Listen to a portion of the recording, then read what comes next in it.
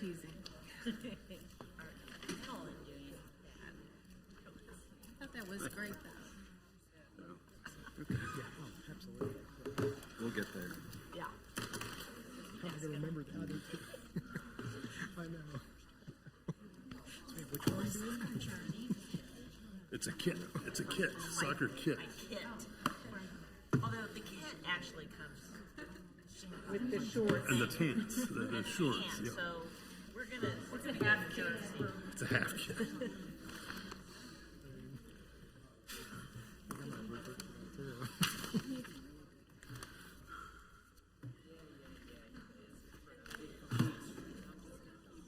Later. Oh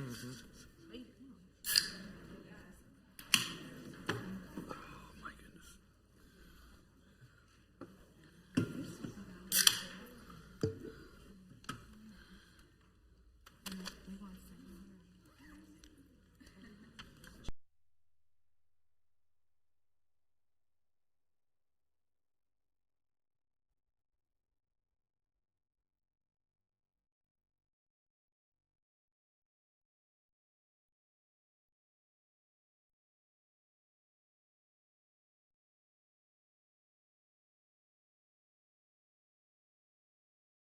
Of the governing body's regular session, I'll ask that the meeting come to order and ask the clerk to call the roll, please. Councilmember Guyed. Here. Councilmember Harrison. Here. Councilmember Pepys. Here. Councilmember Castor. Here.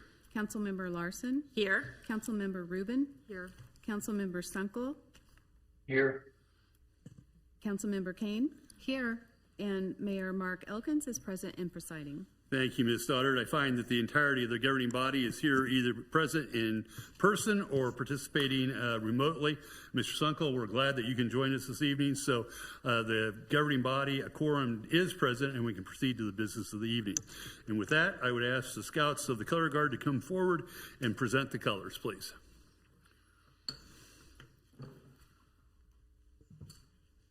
Please rise for the entrance of the colors. Color guard attention. Color guard advance.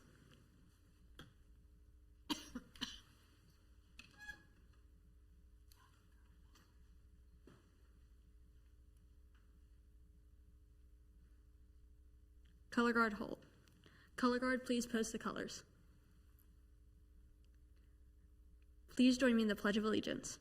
I pledge allegiance to the flag of the United States of America and to the republic for which it stands, one nation, under God, indivisible, with liberty and justice for all. 2. Color guard retreat, or retire the colors.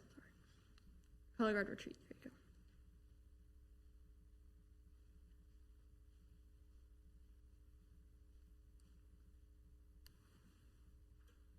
Color guard halt. Color guard dismiss. May you all be at ease. Thank you, ladies. We appreciate that tonight. With that, I would invite the scouts from troop, I think it's 792, if I remember correctly, to please come forward and introduce yourselves and tell us a little bit about yourselves. Hi, my name is Betsy Teal. I go to Shawnee Mission South High School, and I'm a Life Scout. Betsy, welcome. You did a great job tonight. My name is Sienna Niemer. I'm a star rank. I'm ASPL, and I go to Gardner Edgerton. Great. Welcome. I'm Bella Glass. I go to Shawnee Mission South High School, and I'm a first class rank. Welcome to Leawood. I am Victoria Jones. I am a Life Scout, and I go to Leawood Middle. You did a great job tonight. Hi, I'm Charlotte Graves. I go to Scion High School, and I'm a Life Scout. Excellent. Well, ladies, thank you. Your addition to our meeting means a great deal to us, especially on this very special day. It's President's Day. Thanks again.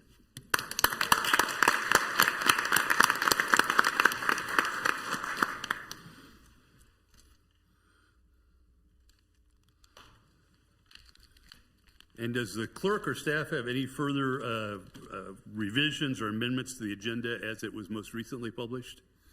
Yes, since it was most recently published, there was just some verbiage changed on item 12 under committee recommendations. We are removing under 12A the Public Works Committee meeting recommendation. That item was not recommended by that committee. All right, thank you. Any other revisions? No, sir. With that, is there a motion to approve the agenda as revised? So moved. Thank you, Mr. Pepis. A second. Second. Thank you, Ms. Rubin. Any discussion? All those in favor of approving the agenda as it has been revised, please indicate by saying aye. Aye. Those opposed, Aye. same sign. The ayes have it, and the agenda as revised is unanimously approved. Brings us to the portion of the evening where we have the opportunity to listen to comments from the public, particularly residents of Leawood. We have a number of people who have signed in to speak this evening, and my intent is to take them in the order in which you all signed in. So with that, let me review the ground rules. Those of you who have spoken before will remember them, but please remember that we allow 4 minutes for each set of comments. The clerk will be keeping a timer there, and always forget whether it's a light or whether it's a buzzer, but at about 30 seconds, the light or the light will begin to blink, and when the final 4 minutes are up, the buzzer will go off, and we'll ask you to bring your comments to a conclusion. With that, I would invite Mr. Ron Vine to come forward. Mr. Vine, welcome back to the governing body. If you could introduce yourself for our record, we would be grateful. My name is Ron Vine. I live in 14817 Fairway Circle, Leawood, Kansas. Over the past 3 years, the city has invested nearly $5 million of resident tax dollars for capital projects at Iron Horse. 100% of the costs for these capital improvements are paid by Leawood residents. None are paid by Troon. All are good projects. During the same period of time, approximately 35,000 rounds of golf are played at Iron Horse. However, neither the city nor Troon know how many of these 35,000 rounds were played by residents. Why? According to the local Troon staff, it is because the point-of-sale system used at Iron Horse does not track sales by demographics. So Leawood residents are paying 100% of the cost for capital project at Iron Horse, and neither the city or Troon knows how many rounds are played by residents. That's quite amazing. There's nothing in the current contract that says Troon needs to track rounds of golf played by residents, so they're not violating the contract. So should any new contract, either with Troon or another firm, state that Leawood residents' rounds of golf need to be tracked, and if so, should any performance goals be written into the contract? That obviously is your call, but as a citizen, I think so. So how can the city learn how many rounds of golf are played by residents? Well, one way is to have a point-of-sale system that tracks resident play. Last week, I received an email from a public park system in Florida with demographics very similar to Leawood. The email reads, and I quote, "Our golf course pro shop operations are run by an outside contractor. They do use golf course software system. The system does track resident versus non-resident usage. Since we charge different fees for residents versus non-resident, it is essential that the staff verify residency and charge accordingly." Now, the name of the company that manages that golf course is Troon. So how does Troon track play by residents in this community when the system local Troon staff have chosen to use does not? It would seem if the city of Leawood wants to track the number of rounds played by residents, it should find a point-of-sale system that does that. If the city does not feel it's necessary to track resident usage, I think they should tell us why. Another way the city can learn how many rounds of golf are played by residents is to ask a short question on the community survey, which you value very much. All you need to do is ask a question saying, how many rounds of golf have members of your household played at Iron Horse over the past 12 months? Now, I've asked that question many, many times, or a similar question. That will give you a very accurate picture of how many residents are using Iron Horse now. Similarly, you could use that information to benchmark. So, for instance, if we find out through the survey that only 10% or 15% of residents use the golf course, that in 2 years, when you do the community survey again, you can find out more information. I have found that Troon has many management tools in terms of their contracts that are better than we get here in Troon, in Leawood. Leewood is a great client to have. We should get the best of Troon. We're not getting it from the local office now. Thank you. Thank you for sharing your perspective, Mr. Vine. We appreciate it. Next, I have Steve Durr, please. Mr. Durr, sorry to see that you only have one of your arms usable tonight. So welcome back to the governing body. Good evening. Steve Durr, 2211 West 132nd Street. 2 weeks ago, you passed a helmet ordinance aimed at e-bikes and scooters. I'm asking the governing body to place this issue back on your agenda and amend it to include, at a bare minimum, conventional bikes. 60 years ago, I saw a young boy hit on a bike. Neither he nor the car were going very fast, but his head hit the ground.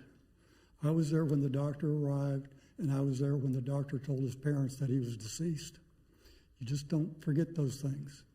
I've been thinking about this young man a lot lately, and I truly believe he'd still be with us if he was wearing a helmet. In July, I had an accident. This is my helmet. It broke, but my head survived. My shoulder I'm still working on. Some of you thought this ordinance was overreach. With that reasoning, then seatbelts are an overreach too. They both do exactly the same thing. Neither one will prevent an accident, but they both just might save a life. Class 2 e-bikes were discussed, but no one ever mentioned how many kids are actually riding conventional bikes. It was stated that regular bikes don't have the same level of risk. Well, the concrete doesn't care what kind of bike you're riding. Also, how many of you have ever known anyone with a severe brain injury? I have. Those things are devastating. Months in the hospital, years in rehab, never being able to live on your own totally again. They're just a devastating injury. Statistics were presented to you that showed that 75% of these severe brain injuries on bicycles could have been prevented if they'd been wearing a helmet. That's 3 out of 4 that could have been prevented, and it doesn't matter what kind of bike you're on. I don't consider that overreach at all. So accidents do and will happen. Helmets do work. The streets don't care what kind of bike you ride. I'm asking you to reconsider this ordinance, place it back on your agenda, get more feedback, and then amend it as necessary before there's another accident. Thank you. Thank you, Mr. Durr. We appreciate you sharing your experience and your perspective. Mr. Ryan Omert, please. Mr. Omert?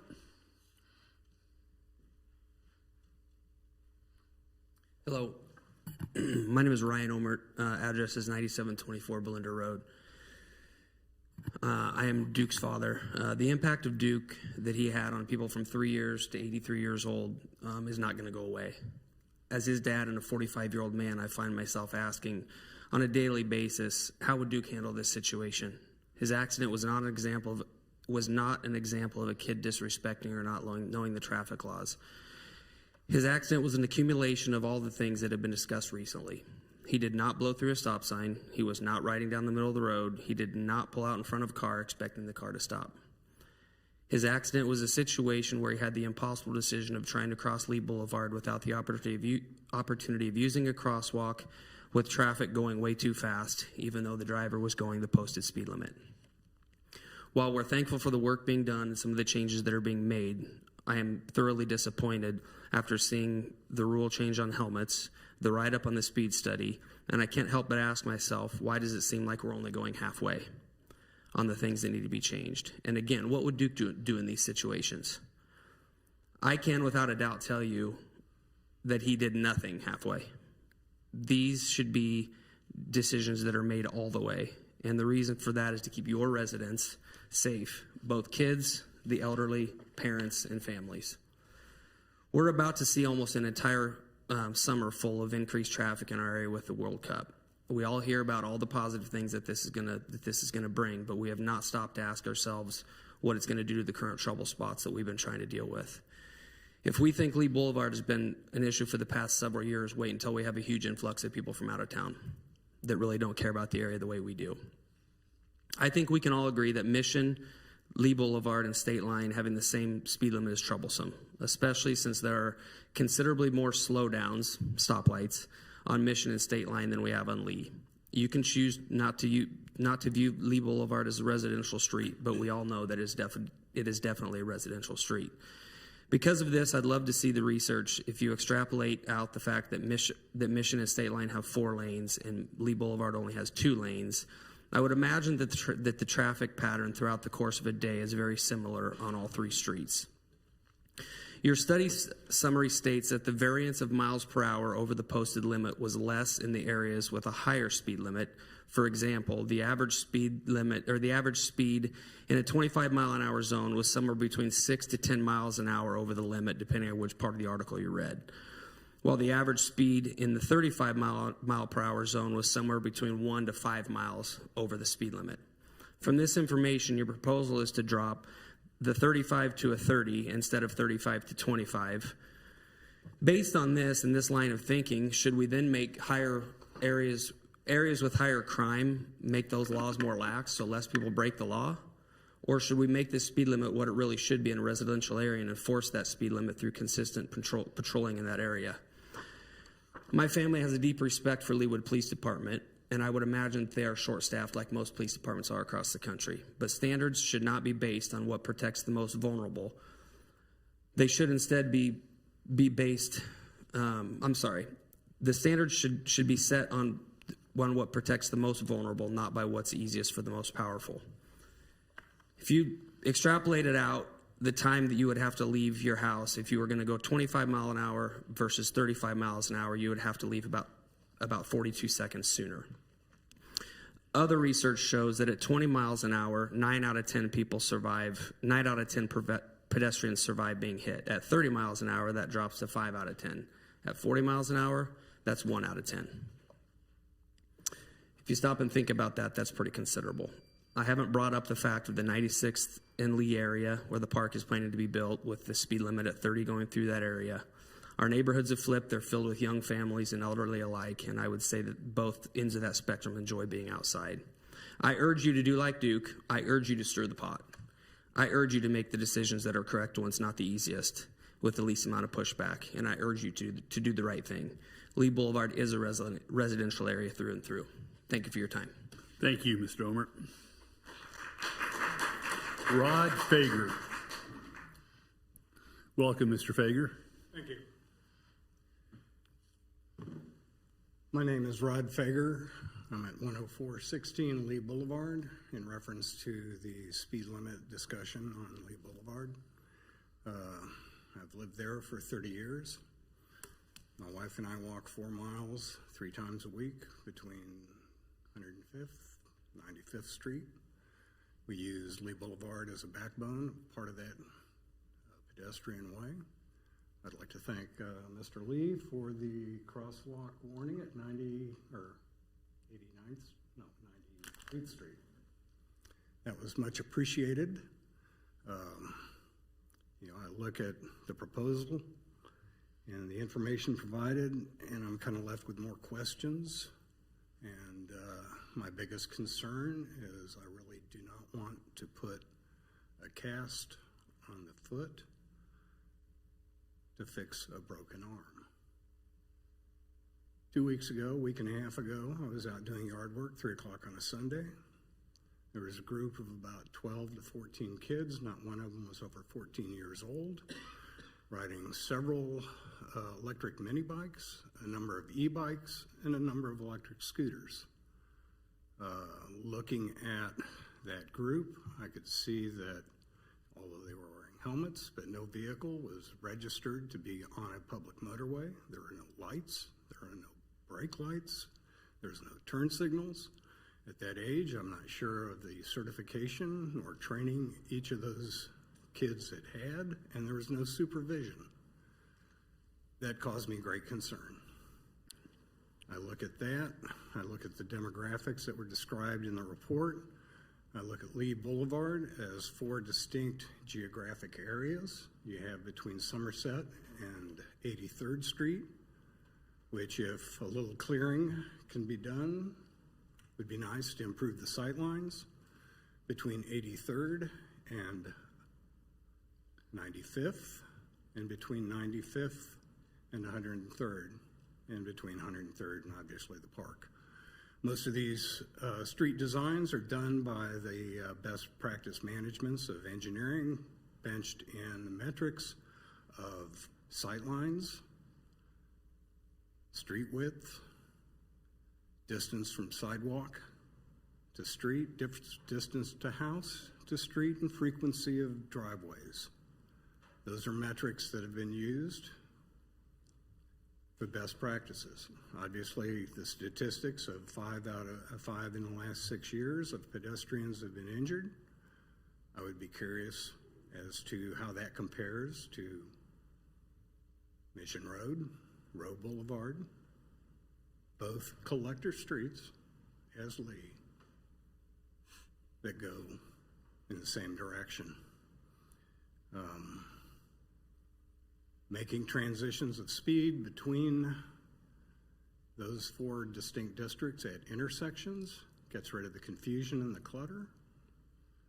And the big concern that I really have is the focus on what is the issue versus what is a symptom. Thank you. Thank you, Mr. Fager. Appreciate your comments. Lee Moggins. Ms. Moggins, welcome back to the governing body.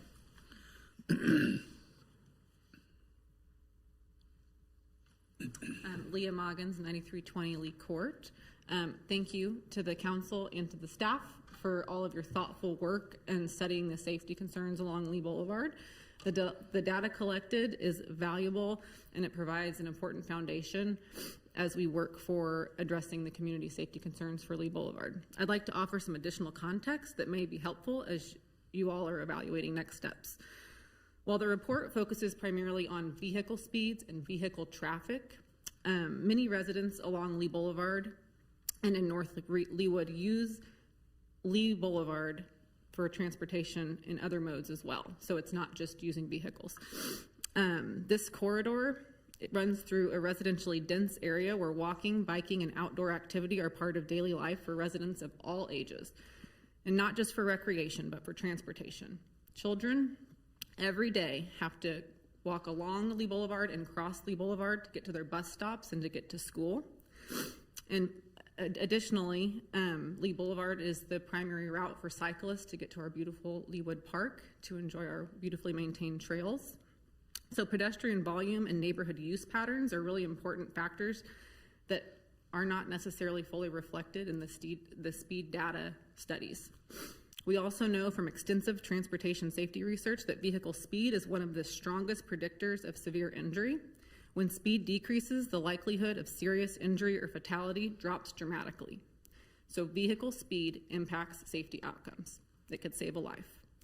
The staff report notes that the roadway design strongly influences driver behavior. That's an important point. Posted speed limits are most effective when they are paired with design that encourages vehicles to drive the posted speed limit. And this posted speed limit is also enforced. If a lower speed limit is adopted, I would encourage the city to consider it as part of a comprehensive strategy, not a Band-Aid, right? To include monitoring, enforcement, and evaluation of physical designs to help promote safer driving patterns.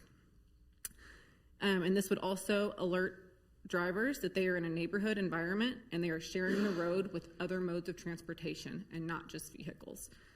I am grateful for the time and commitment to keeping our roadways safe for all users, and my hope is that as decisions move forward, pedestrian experience, neighborhood context, and proven safety evidence can be weighted alongside the traffic data so that the outcome reflects the full picture of how Lee Boulevard is really used by its residents. Thank you for your time. Thank you for your comments, Ms. Moggins. Beth Strober, please. Good evening. Welcome. Good evening. Thank you. My name is Beth Strobel. I live at 10223 Lee Boulevard. I've lived there since 2015. This is my daughter, Olivia. She's in kindergarten at Brookwood. Notably, our house is on the east side of Lee Boulevard. I've addressed the council on this topic as recently as December of 2025, and there's some new faces. It's nice to see you. Welcome. And I just want to thank the entire council and the mayor for not only your service to our community, but also the additional attention that you have given to the matter of pedestrian safety in North Leawood. I'm here today to vocalize two things. One is I am in support of lowering the speed limit along Lee Boulevard as low as we can take it. Anything's better than what we have, and I think that some metrics have been shared tonight to talk about the importance of why a lower speed limit can save lives. And it's a change that's very meaningful and can be enacted rather quickly. The second thing I want to vocalize is that even if we were to lower the limit, we also require a sidewalk on the east side of Lee Boulevard. I recognize that this change requires a lot of planning and evaluation, but it's really important. North Leawood, the way I see it, is operating at a bit of a deficit. Sidewalks on both sides of a busy street like Lee, or a safe way to cross busy streets like Lee, would be a foregone conclusion in the parts of our city built in the 1990s or later. Meanwhile, the residents of our city living in North Leawood make do by jaywalking across streets like Lee, taking a risk every time we do so. About a month ago, my 10-year-old daughter Sloan and I, she's not here tonight, we were crossing Lee on a quiet Sunday afternoon. So to cross Lee, we have to jaywalk. And seeing no cars coming from either way, I moved to cross. And Sloan reached her arm out in front of me. She said, "No, Mom, wait." She said, "You can hear them before you see them." And sure enough, a car came up over the hill, headed south on Lee Boulevard. So what this story tells me is that cars move too fast up and down Lee, because they can. It tells me that if our city and residents continue to accept things as they are, instead of addressing an admittedly daunting challenge, we are going to see more tragedy, like the accident that cut Duke Omert's life short on October 13th, 2025. We must bring our sidewalks and roads up to a place that makes them safe for pedestrians in 2026, no matter how wildly inconvenient or overdue it is. My last thought to share with this council is I plead for all of you to keep pushing this forward, and I really appreciate how you are. This is the time to lean into what needs to be done. It's the time to ask ourselves what we want the Leawood of the next 50 years to look like. This council has an opportunity to leave a legacy on our city that's more meaningful than any new commercial development, arts program, or recreational program.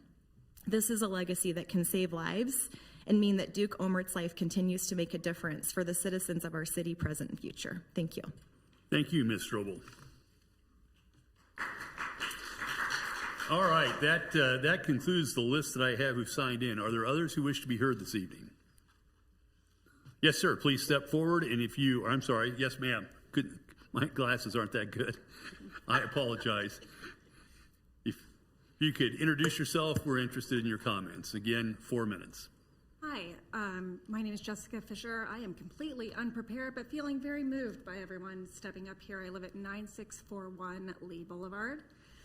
I have been following along with everything that you've been speaking about, and I wanted to talk about, I went to architecture school, and I took my exams to become licensed. It's been 20 years. It's been 20 years. But when you go through all of the exams, the specialties that you're covering are across the board. You're learning engineering, you're talking about landscape architecture, you're talking about urban planning. And one of the main things that stood out to me as this was coming back to me over the past 6 months, I'm sorry, this is very moving, and I apologize that I can't hold myself together. So one of the things that you learn is about traffic patterns and the collector streets versus the local streets and all of those things. Again, it's been 20 years since I took that exam. And living on Lee Boulevard, I have a 12-year-old and an 18-year-old.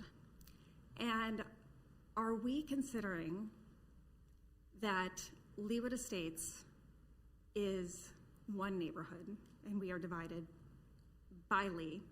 And I came in here tonight to ask that not only considering going from 35 to 30, because people do speed, considering going 25 because people will not, they still will not go 25, I fear. And where I am at 97th and Lee, my son is having to jaywalk. It would be quite a ways for him to have to go to be able to cross the street. And they are the same neighborhood. We are the same neighborhood. And being on the east side, we are so very cut off, as they're speaking to the same thing. We are so very cut off from the other side.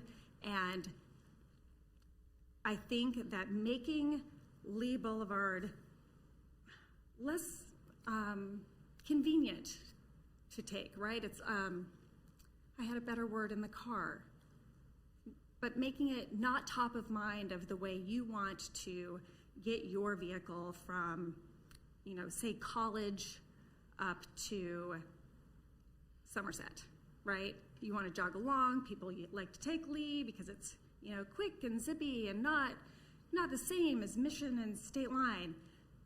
And I think they might make other decisions if it was treated as a local, I don't know if that's the correct word, as a neighborhood street. If it was treated that way, and it is one, it is a neighborhood street, as everyone has spoken to, then I think that people that are commuting from point A to point B are less likely to jog through our neighborhood, and it would take the traffic to be the traffic of the actual neighborhood. So that was not very eloquent, but thank you for your time.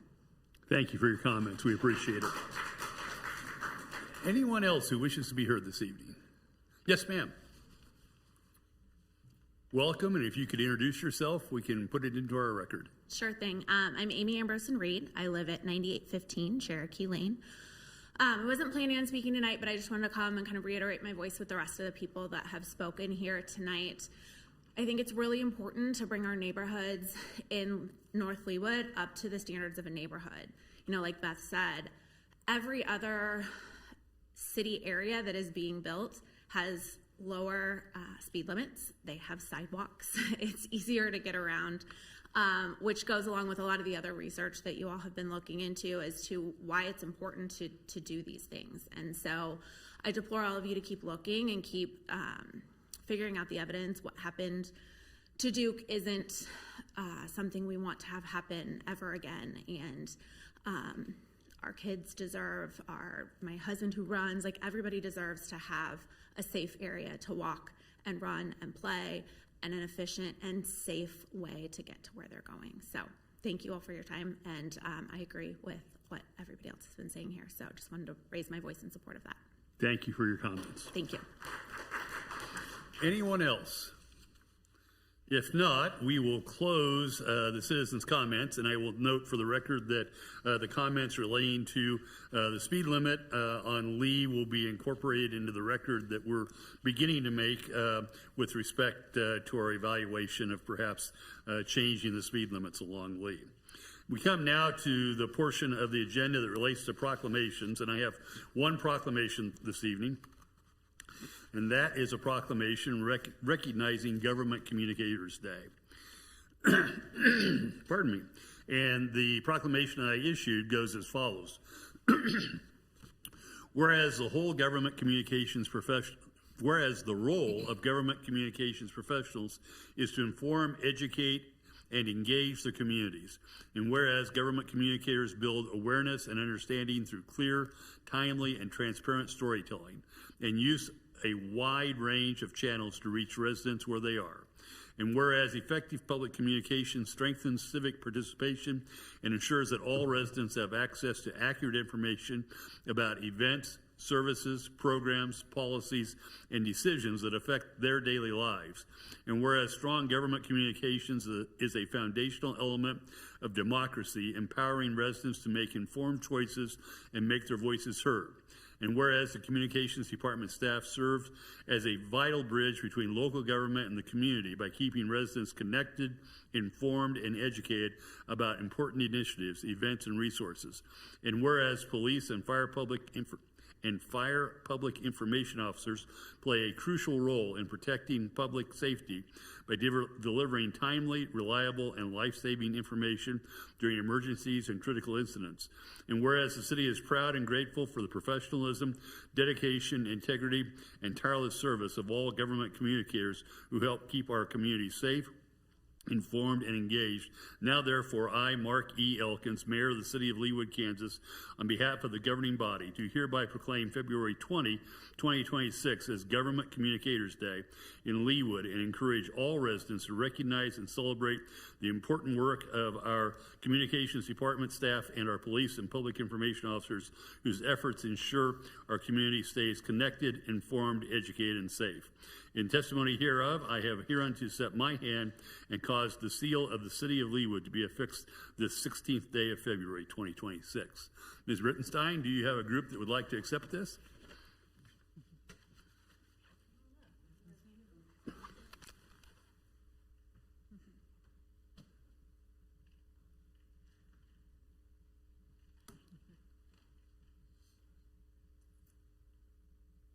Again, thanks to the work of all of our communicators over the last couple of years, we have greatly improved the level of communications with our city and with our residents. It's been my pleasure to work with all four of you. So, thank you and congratulations.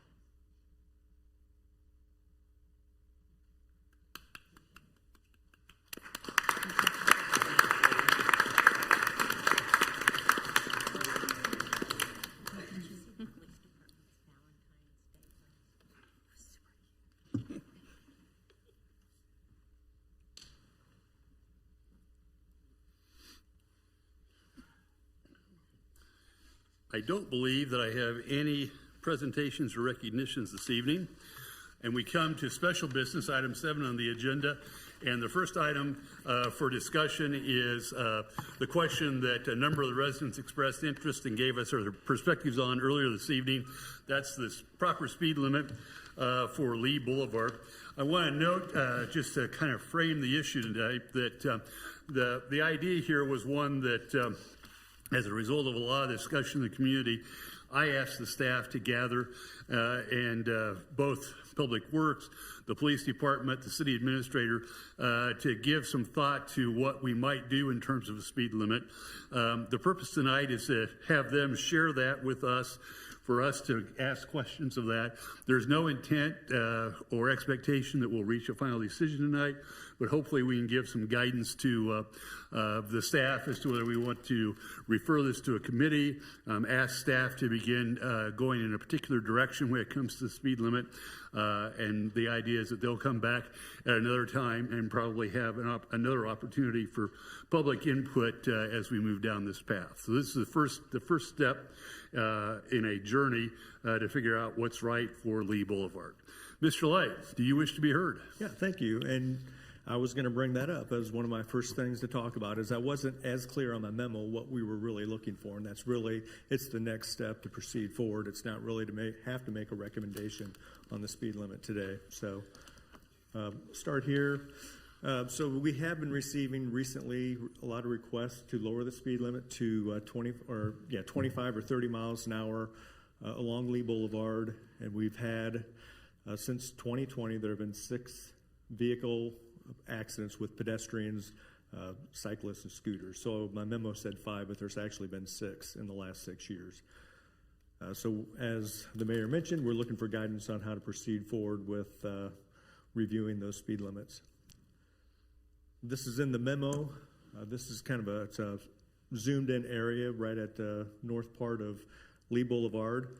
And this is where the speed limit changes to 25 miles an hour. So as you're driving into Leawood from Prairie Village, so you're coming south along Somerset, the speed limit in Prairie Village is 30 miles an hour.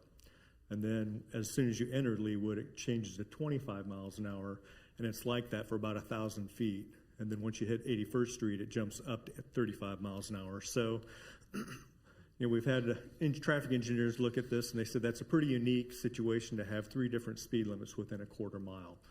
But I bring that up. We've put radar feedback signs in this section because it's been an issue with the speeding along this 25 mile an hour area. So we put those up in 2018 to try to bring attention to the drivers to slow down. And since the time we put them in, it's really only impacting the 85th percentile by 1 or 2 miles an hour lower than what it was before we've had those radar feedback signs.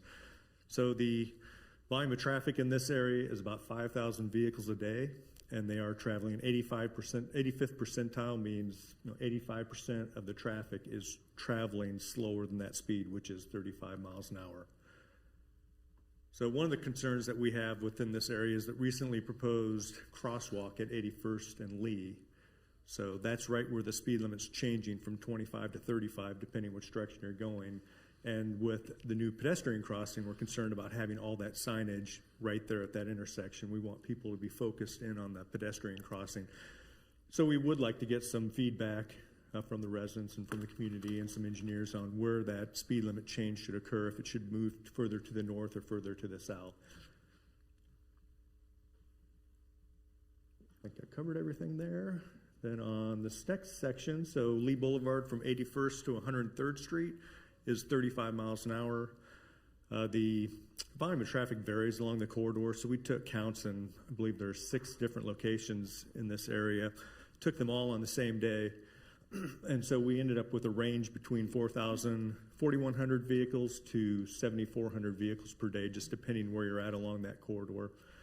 The speed limit is 35, as I mentioned. The 85th percentile is 40. So the people are more obeying that higher speed limit within that area. One thing to note would be that the resident was mentioning FIFA and how that could potentially impact the traffic. Another item that's going to occur pretty soon is Johnson County Wastewater is going to close portions of State Line Road down to 1 lane each direction. And so that's going to increase traffic potentially onto Lee Boulevard as it did last summer. And so with that, there is the possibility starting in beginning of March to increase a little bit more traffic there on Lee Boulevard.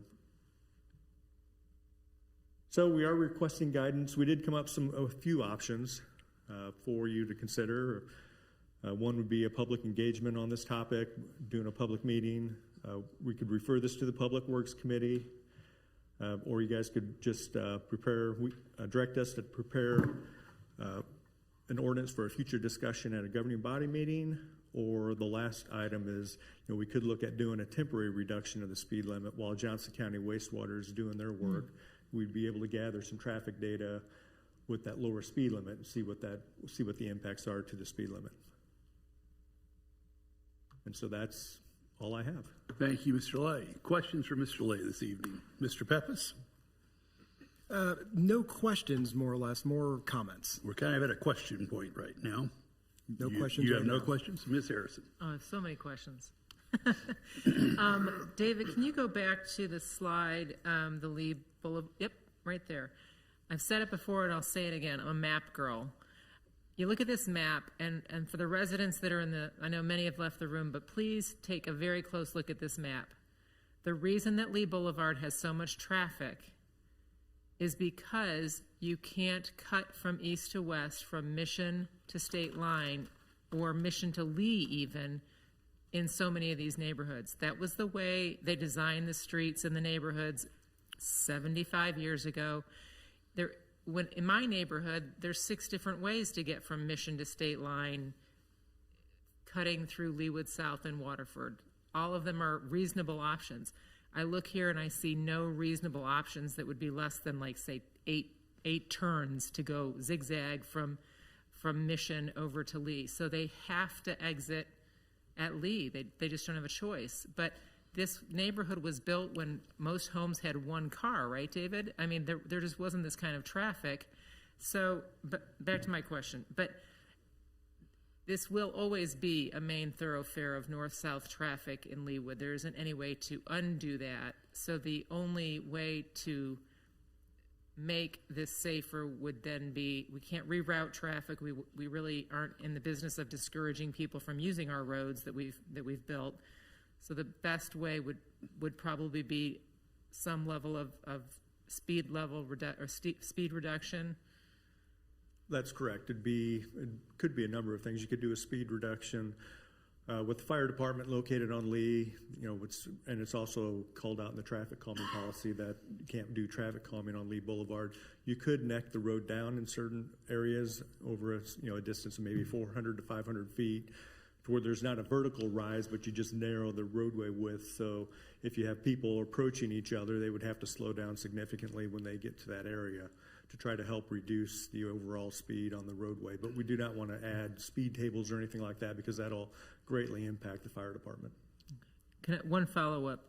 Crosswalks don't necessarily, well, they're not like they're a safety zone. They give the illusion that you have a safe place to cross, but they're only as good and safe as the driver's paying attention and actually stopping when there's a pedestrian present. Am I right? That's a big challenge with the distracted driving these days. Okay, so the idea, which I think has also been floated in the comments this evening, maybe more crosswalks might be a viable option, but in reality, that as a public works director, what would you rather do, crosswalks or lower the speed limit? Well, we do have a crosswalk policy, so if the residents request it, we do go out and do counts and make sure that it meets the minimum threshold for that crosswalk, and so we do have a policy for that. Okay. All right, thank you. Other questions for Mr. Lay? I've got, I guess, a couple of questions, David. Pardon me. With respect to the question of the radar feedback signs, you mentioned that the information that you've developed, the data you've developed, doesn't show a real impact on those signs. Does the data that you've collected collect the before and after? And I'll give a personal example. When I try to head either north or south on Lee Boulevard every day for different times of the day. And when I'm moving south, as I come up, I'm going 30 miles an hour like the speed limit says in Prairie Village, until I hit the 25 mile an hour radar sign, and then I drop my speed right there. Does the data you collect reflect people like me who may be going faster than the speed limit right up to the sign and then brake at the sign as we're reminded that suddenly 30 has become 25? Yeah, so the data we collected, we went out ahead of time. Back in the day, we had tubes. We ran tubes across the roadway to collect the data. So that was before the radar feedback sign.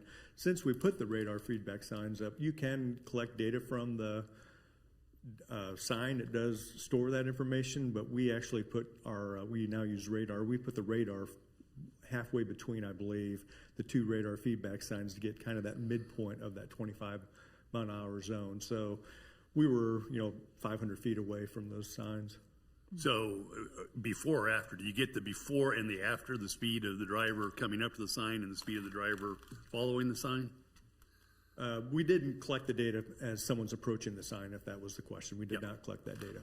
Okay, all right. And then, and I'm certainly not suggesting that this should be delayed at all, but would you anticipate that the work that's being done over the next 12 to 18 months on SS4A would include an evaluation of Lee Boulevard as part of that process? On a global aspect, maybe it's not going to get really down to the detail of doing a study to determine the appropriate speed limit. Okay. But they are going to look at accident data. Great, thank you. Ms. King. So, David, thank you for the information. The one that jumped out to me for sure was of your considerations for implementation, your 4 items here on the thing. You just mentioned because of the fire station, which was just rebuilt, it is not going anywhere off of 96 and Lee. If we can't have speed tables or speed bumps, the narrowing the roadway and to the residents' point, and just for the residents, I used to live at 8103 High Drive, so that intersection, I lived there when I was pushing babies in strollers for a long, long time, so I know this area super, super well. I live out south now, but I've lived there for a long, long time. So please know that, just because we do understand, most of us up here, or all of us up here. because there's only sidewalks on one side of the street, again, that was the way it was designed. We've tried, in my 18-year legacy, we've tried many times to try to get sidewalks on the other side, and we run into roadblock after roadblock. Not roadblock, that's a bad word to use in this conversation, but the residents along there not giving us easements. I don't want to take the trees down. I don't want to get easements. We've run into, it's been impossible. We've tried it before. It's been impossible. So please know that we've tried many, many times to do that. But nonetheless, right now, short term, the sidewalk's only on one side. So to, again, the residents' point, there's bicycles, there's now the motorized bicycles. If we narrow the roadway as a possible implementation, that seems to me that could potentially make it worse for not necessarily the car. Might help the cars, but it would help, to the residents' point, the walkers and the bikers and the scooter riders along there. It might potentially help the car drivers, but I would think that would negatively impact the other modes of transportation that were brought up by the very smart residents that spoke tonight. Well, the thought would be, if we had to pinch the roadway, we'd be looking at doing, at least initially, just some white delineators, so it'd be about a 1 foot area that we'd mark off on either side of the street. We'd still maintain the bike lanes, so those would not be impacted. It would just really be the driving lanes that we're looking at trying to impact on those drivers, just to bring them aware to the whatever the posted speed limit would be. So it's really the striping. It's not a physical thing. It's just the striping is what you're suggesting. Correct. So if anything, the striping would, in that case, contrary to what my brain was thinking, the striping would help anything non-vehicular driving down, because it could potentially give them an extra foot, is what you're saying? So we would put right on the edge of the bike lane into the driving lane. We would just put these delineators. They're white, flexible delineators. I believe they're 36 inches tall, and we would just mount those. And you put those in about a 40-foot section, 40-foot long area, and you do that every 400 to 500 feet. And the intent is, as you neck the roadway down, that if there's two vehicles that are approaching that at the same time, they have to slow down. On the off-peak hours, you're not going to have near the traffic, so that may not have as much of an impact during those off-peak hours, because if you're just driving and there's no one coming your direction, you can just kind of go out towards the center line. So again, not growing up there, my children grew up there. I'm very familiar with the Somerset shops there, and it going from 25 to 30 right in there. And then, like you said, it goes 35 farther. So that makes no sense to have 3 different speed limits in this short amount of time. Nobody's suggesting we take the 25 to 30, like actually raise the speed limit there, or are we? Are we talking about making it more homogeneous, 30 all the way up and down, or some folks were talking about 25 all up and down? So that would be a discussion for a public meeting, and maybe have a traffic engineer look at that area. So there is an issue with sight distance, and so that's why we would want to keep it 25 at this point. If we are looking to do 30 miles an hour, we would have to clear out some brush or some trees that's between the curb and a fence that blocks the sight distance as you drive north, in order to increase it if we were to look to go to 30 miles an hour. There's also perpendicular parking along the street just to the south of Somerset Shops. There's some office, and so they have perpendicular parking where you have people backing out when they're trying to get on lease. So that's also a challenge if you're trying to look to do, and I say raise the speed limit, it's just to make it to where it'd be a continuous speed limit from 30 miles an hour all the way down to 103rd Street, or whatever speed limit we decide on. Well, I must say, as Chair of Public Works, and based upon the very worthwhile conversations we've had with the residents and the interaction going back and forth, I think that we're making strides, and we're doing things in the collaboration between the residents and the city is a good thing, and it's certainly something we've been trying to do and doing more so. So at the very least, I think that whether or not we hire or need to hire another consultant for this stretch, I'm not so sure about that, but I certainly like the idea of having dedicated Public Works meetings for this issue. I think it's definitely important enough, as we're noting in the statistics about the 6 accidents and just the nature of who's driving what, how down that, not just that road. It's happening all over the city. It's definitely changing. So I would certainly welcome the opportunity to have dedicated meetings so that we can come up with a collective decision. Thank you. Thank you, Ms. Kane. Other questions from Mr. Lay? Ms. Larson. Just to piggyback a little bit on what Councilmember Kane mentioned about the sidewalks east of Lee at our last Public Works Committee meeting, I asked for you for the background of why we don't have a sidewalk on the east side of Lee, and you gave a great answer, which helped educate me as to the challenges, and I was wondering if you might walk us through that answer for everyone's benefit.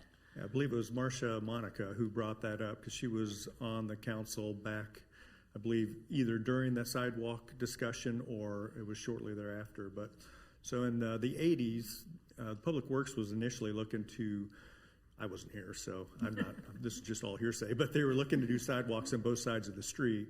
And the residents along Lee Boulevard, there were no sidewalks along Lee at all back in prior to 1988. So as you were at Somerset all the way down to the park, no sidewalks. And the city was doing a reconstruction project from Somerset down to 103rd Street. And at the time, the Public Works Department wanted to put sidewalks on both sides of the street, and the residents were extremely upset, didn't want anything to do with any of the sidewalks. And so kind of what the governing body ended up doing was a compromise and just doing sidewalks on one side of the street. And so with the way the roadway is designed and built with that sidewalk on the west side, it makes it extremely challenging to do one on the east side, a sidewalk on the east side. So if we were to look at that long range, and we're looking at, probably $10 million, but we would want to hire a consultant to do a preliminary engineering study to determine how to do the sidewalk, because you could do curbs, new storm sewer, and then regrade all the yards out, but that's going to be very pricey. Or the other option, you just have to do a full blown reconstruction of Lee Boulevard and probably lower the roadway a little bit in order to be able to grade out a sidewalk. Thank you. That information is very helpful. Thank you. Thank you, Ms. Larson. Other questions? I'll go with Ms. Rubin. Okay, I have a question about the vegetation. It looks like that could be done regardless. It looks like that vegetation's overgrown near Somerset or 81st Street. So is that something that you could do regardless of any decision that we make or any further meetings that we have? Is that something the Public Works could just take care of? We would reach out to Neighborhood Services to contact that property owner. It does, as that picture shows, it's been a problem on and off. So I think sometimes it gets trimmed up, but then over the years it kind of grows back. And so we could reach out to them to go out and look at it and see if they could. So is that just one property? Owner. Is it one property owner? I believe it's just one property. It's it's their rear yard. Okay. Is that their responsibility, or does the city maintain that? It's the adjacent property owner's responsibility. Okay. Thank you. Thank you, Ms. Rubin. Dr. Castor. So as I'm thinking, I used to drive Row a lot north of 103rd, and there were stop signs about every 2 blocks or so north of 103rd, which kind of just kept the traffic slower. Is that something that's ever been had a conversation at Lee, just to have stop signs every couple of blocks to keep people going slower through that roadway? Yeah, so with the latest data we collected, we did look at 89th and Lee. And although we didn't have a traffic engineer look at it, we looked at the numbers, and they don't meet the warrants for a stop sign on the side street. So the main street had the volume of traffic, but the side street did not. So we could have a traffic engineer look at it to see if there's other options at that intersection. But I believe 89th would be the one with the most side street traffic. All right, thank you. And Mr. Lay, when you talk about warrants, that's a concept I've been struggling with a little bit. When you as Public Works Director talk about warrants, what are we really talking about? So that's on the Manual of Uniform Traffic Control Devices. It's a national guideline where they have specific criteria before you install a traffic signal or stop signs, and it's based upon, a lot of the times it's based upon traffic or pedestrian traffic. So there's there's quite a few different warrants for each for stop signs and for traffic signals. Thank you, Mr. Lay. Any other questions? If not, we'll open it up to discussion and see if we can't arrive at some guidance to Mr. Lay and the staff as to how to proceed. Mr. Peppas. Mr. Mayor? Yes. Excuse me, Mr. Mayor, if I just have a quick question. Is there any downside to temporarily lowering the speed limit to 30 on the road just to gather some more information and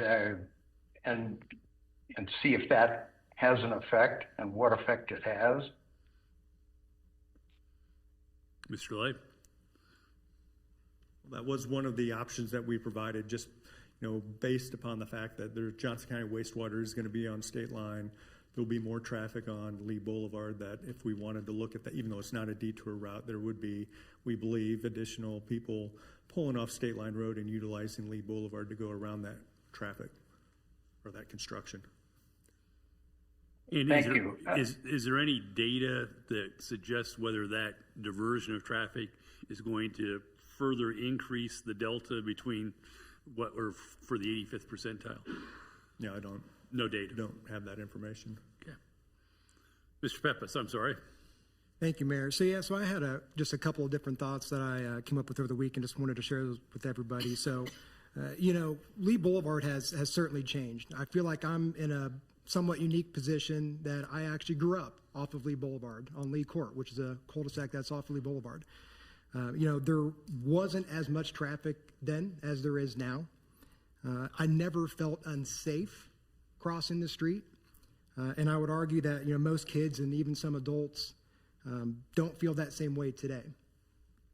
Safety is definitely a concern here. There have been, as Mr. Lay pointed out, 6 accidents along Lee Boulevard the past 6 years. In my opinion, that's 6 too many. So, there seems to be a consistent gap between posted speed, actual speed, and this certainly creates a safety expectation issue, in my opinion. So, we have to account for Lee Boulevard's transportation function in its residential setting. So I understand that Lee Boulevard serves as the main traffic way. But it doesn't mean that we should ignore the fact that there are homes, driveways, more pedestrians that are part of this corridor as well. So lowering the speed isn't an extreme change. It's really just a measured adjustment. I also want to point out that this morning I was driving down the KU Med, went down State Line, came back on Mission Road. On both of those streets between 75th and roughly 57th, both 2-lane roads, same kind of residential corridor as we have along Lee Boulevard, both are 30 miles per hour. And I would argue that those probably see a lot more traffic volume than we do on Lee Boulevard. But at the same point in time, we're also fooling ourselves to think that just a posted sign is going to actually make the change that we're all looking for. Is it going to change driver behavior? Maybe, maybe not. The report even mentions that roadway design will influence driver behavior before a posted sign does. So, if we do decide to lower the speed limit, I would say we most certainly need to track that data, analyze it. I love the temporary solution, and then come back and actually kind of talk about next steps. And if it turns out that the data suggests that maybe there are some design measures that need to be implemented, that's something that we can take a look at that point in time. I'm also kind of curious to bring up the whole aspect of GPS. Again, growing up 20 years ago, Google Maps, Apple Maps wasn't a thing.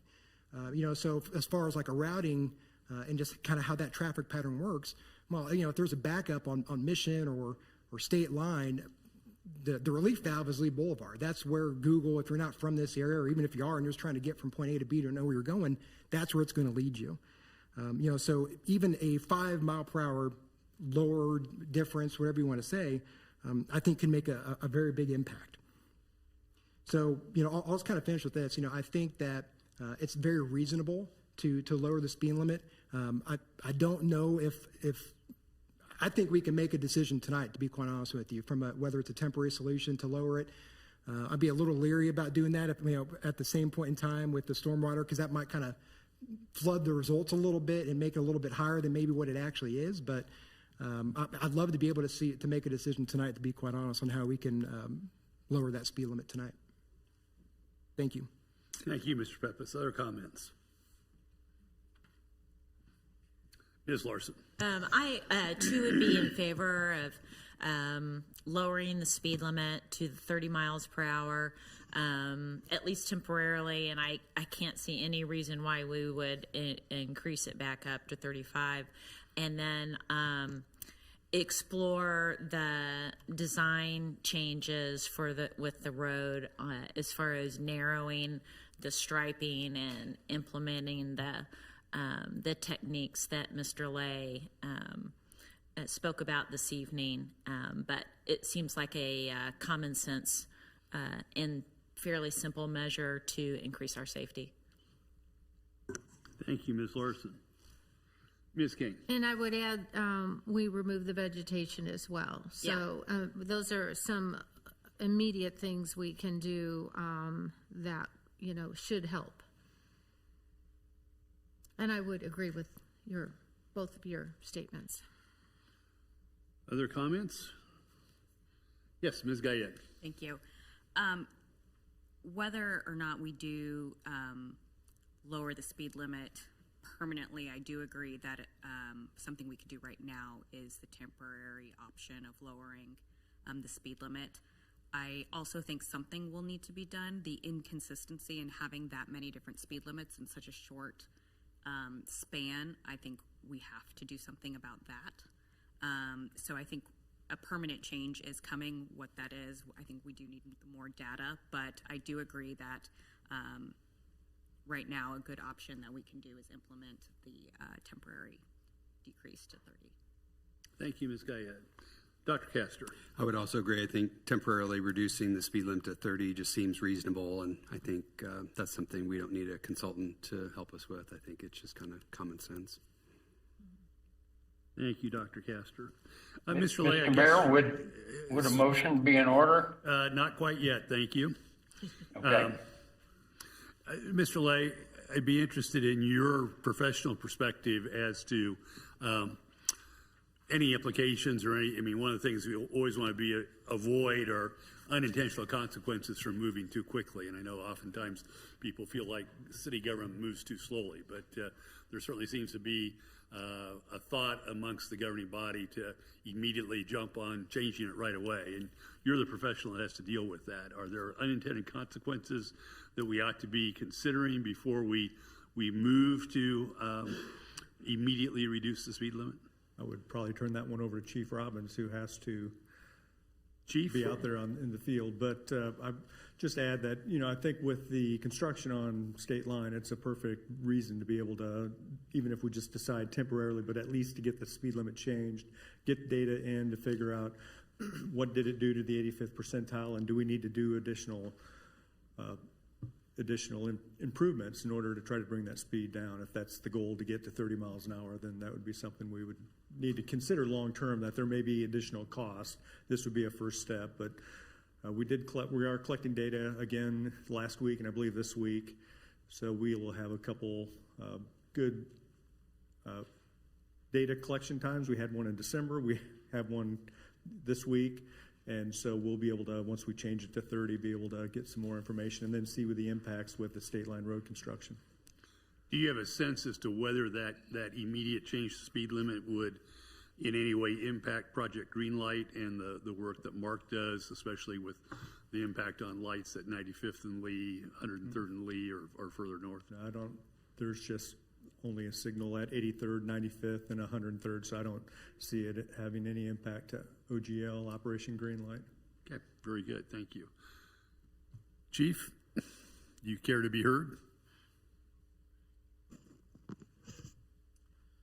I certainly don't have, Chief Robbins from the police department, I certainly don't have any data to support it. It would be my thought that, in my experience, we either lower the speed limit or we don't adopt temporary measures, because that opens us up to those who are caught in violating the new speed limit, then turning around when the speed limit goes back up, being frustrated and making allegations that it was a money trap or things of that nature. That, if we believe that is a safe and we lower the speed limit, that we lower the speed limit and we don't do tests of speed limits. Anybody have questions for Chief? Ms. Kane? Ms. Guyette? Is it a slightly different situation since we have the opportunity with the construction that is going to be happening that would allow us to do this temporary reduction? Do you see that as maybe a different situation that, or no? Construction zones are marked, and those are done for the safety of the workers in the area. And those, it's very well marked at both ends that it's a temporary nature, and then there are even higher increased fines in those areas, just as there are in school zones. So, Even in a detour type situation, is that the same? detours, they're not included in the construction zones. It's only the actual area that a construction is taking place. Okay, thank you. Ms. Larson? My only thought in the temporary is that we wouldn't, in my mind, I don't see us going back up. I see temporary as 30 with the potential to go to 25. So that person that got caught speeding in the 30 might actually be happy before we, just to alleviate your concerns, that's where my head is that the 30 is the temporary, and I'm not thinking we're going back up. The only direction we would be going lower. Given that scenario, then certainly that would limit complaints if the speed limit continues to go lower. Yeah. Thank you, Ms. Larson. Ms. Rubin? Well, I'm very much in favor of lowering the speed limit. I think, traffic safety and pedestrian safety is of utmost importance in our city, and it's something I, support. And I feel for the residents who live there, because I live in southern Leawood, and we have wonderful sidewalks and paths, and it's just, a factor of the time that our subdivisions were built compared to North Leawood. So whatever we can do to, improve safety for the residents. We have a lot of young families who've moved in. So I think the situation is also different now than it was in the 80s, where we've had turnover with lots of, new families moving in. So that relates to the sidewalk issue more, but I would be in favor of reducing the speed to 30. Thank you, Ms. Rubin. Mr. Peppas? So it's kind of more of an observation. I'm hearing, from what Chief Robbins is saying, temporary probably isn't the way to go. Either do it or not. So I guess I'm just kind of thinking, from hearing some of the residents, hearing some of the conversation up here, what's the downside of lowering it permanently? I guess is kind of the question I'd pose to. Right. Yeah. Just tonight, instead of saying, "Hey, let's do temporary. Let's just do it permanently." I'll respond to that. We don't know. Do you make decisions in a vacuum where you don't know what the potential downside is? Again, so it's a balancing of risk, and the greater risk may well be the safety at 35 miles an hour, admittedly. But to ask the open-ended question of what's the downside, the fact of the matter is, I guess that's my concern about unintended consequences, is that we may or may not have studied it, and there may be a downside that we don't know that it's out there. It would be the response. But David? Well, I'm not a traffic engineer, but what they tell us is the biggest concern is the difference in speed from the posted speed limit to what the 85th percentile are driving.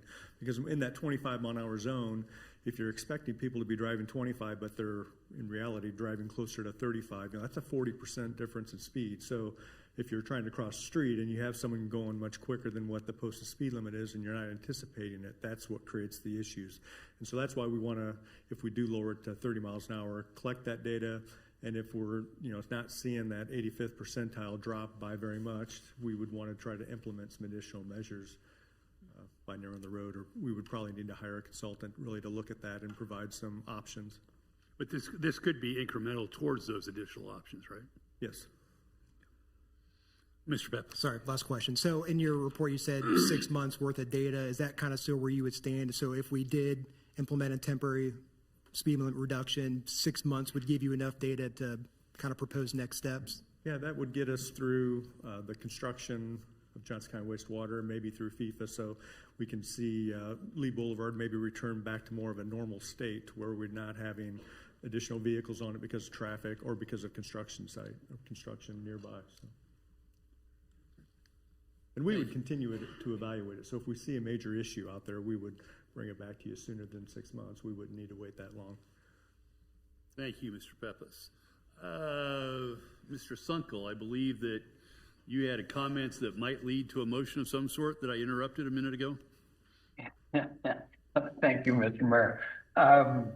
Yes, I think we should go ahead and I'd like to make a motion that we lower the speed limit at this time in order to study how that impacts traffic and whether we need to take additional measures, because I think it sounds as if the council is ready to go 230 miles an hour at this point.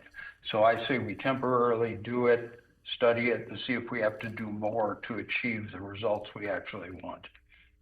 And Mr. Sunkel, this is your part of the world. Where would you have that 30-mile-an-hour speed limit begin? Well, I would have it begin at this point where the 25-mile-an-hour limit ends at 81st Street, and then go all the way down to 103rd. Okay. Is there a second? Second. Thank you, Mr. Peppas. Additional discussion. I believe I'll look to Ms. Knight or Ms. Stacy Stromberg. I can do this with a regular vote? No need for a roll call? No need for a roll call. Okay, thank you. So there's a motion pending with a second along with it. Again, I'll ask for any other discussion. Yes, Ms. Rubin? Is there a way to add the vegetation removal within this motion, or is that? You'll have to talk to Mr. Sunkel about that. It's his motion. Mr. Sunkel? Yes, that would be fine. I'd be happy to add that. Okay. Again, understanding that we don't have the ability to remove the vegetation. It would be a directive to codes enforcement to take the action necessary. And Mr. Peppas, your second? Yes. Okay. So we have a motion and a second pending that would reduce the speed limit currently at 35 miles an hour to 30 miles an hour from, I don't know, approximately 81st and Lee to 103rd and Lee with an additional instruction to codes enforcement to interact with the homeowners along the area that Mr. Lay identified in his memorandum to us to improve the sight lines there, which I think is near the north end of Lee Boulevard. Any other discussion? If not, all those in favor indicate by saying aye. Aye. Aye. Those opposed, same sign. The ayes have it, and the motion is unanimously approved, and we'll give a direction to legal to generate the appropriate resolution to accomplish that for my signature. Thank you. Excellent discussion. Mr. Lay, we appreciate the work that you and the Public Works folks are doing and continue to do, as I indicated in our last meeting, even though we're starting down the road of Safe Streets for All. This is another example where we're not expecting to hold up things as we can find ways to improve safety in individualized situations within the city, particularly in the northern part of the city. So with that, we'll move on to special business item 7B, which is relates to the approval of the updated 83rd Street project, which runs from the west city limits to State Line Road, and instructs staff to move forward with necessary documents for design, construction, and inspection. And just by way of background to kind of get everybody back on the same page, and I think some of this may have even been done before our two newest governing body members joined us, is that there has been a project to improve 83rd Street in this same area to improve, among other things, not limited to, but improve, among other things, the pedestrian safety, particularly as we near Corinth School. And we gave some direction, rather than going back to the drawing board, we gave some direction to staff 2 months ago, maybe 3 months ago now, to see if there was a way that they could work within the existing contracts to essentially do kind of a design and build to achieve some of the systemic changes that had been described. And I believe this is probably related to that, but Mr. Lay, I'll let you correct me where I was wrong and get us going down the right direction here. Very good, thank you. And if we can bring the PowerPoint up, okay. So 83rd Street from west city limits to State Line Road. So as the mayor mentioned, we were here in December There was quite a few residents that spoke up and wanted to have wider sidewalks and more separation between the sidewalks and the roadway. We discussed at that meeting narrowing the roadway up to 29 feet from the existing 32 feet. The project on this map here that I show, where it's yellow is Prairie Village. And so you have Corinth Elementary right here at Mission Road. There's a sidewalk that runs along both sides of 83rd Street, and then once it gets into Leewood, it hits and goes about 4 feet wide all the way over to State Line Road. So our project was going to start at the city limit, west city limits, and go to State Line Road. We have since been working with Prairie Village, and we're going to extend the limits a little bit into Prairie Village at this time to make a better transition and to allow for a better sidewalk. Currently, the sidewalk pinches down right at the city limit, so by working with Prairie Village, we're able to maintain an 8-foot sidewalk from pretty much Corinth Elementary over to where we're proposing is the Winanga. So the original project in the CIP was added in 2020. The cost is currently at $5.3 million. This is being funded through general obligation bonds, GO bond, so it'll be a debt project. And as I mentioned there, due to the request of residents, the city has been meeting with this group for every 2 weeks. It's Prairie Village, Public Works. We have the engineer who's GFT. They've been at these meetings also. We've included Superior Bowen, that although we don't have a contract with them, we anticipate what we want to do is waive the bid process and just work directly with them. We're working on constructability issues and getting cost more frequently so we can make wise decisions to try to keep this project on schedule for 2026. We also are working with Call Valley Engineering, who did the inspection on Tomahawk Creek Parkway. So we've worked with them quite a bit over the past couple years, and so we're really comfortable with them. They understand the city standards, so we're wanting to be able to utilize that firm for the inspection, and then they also do the construction testing. Skip over that page.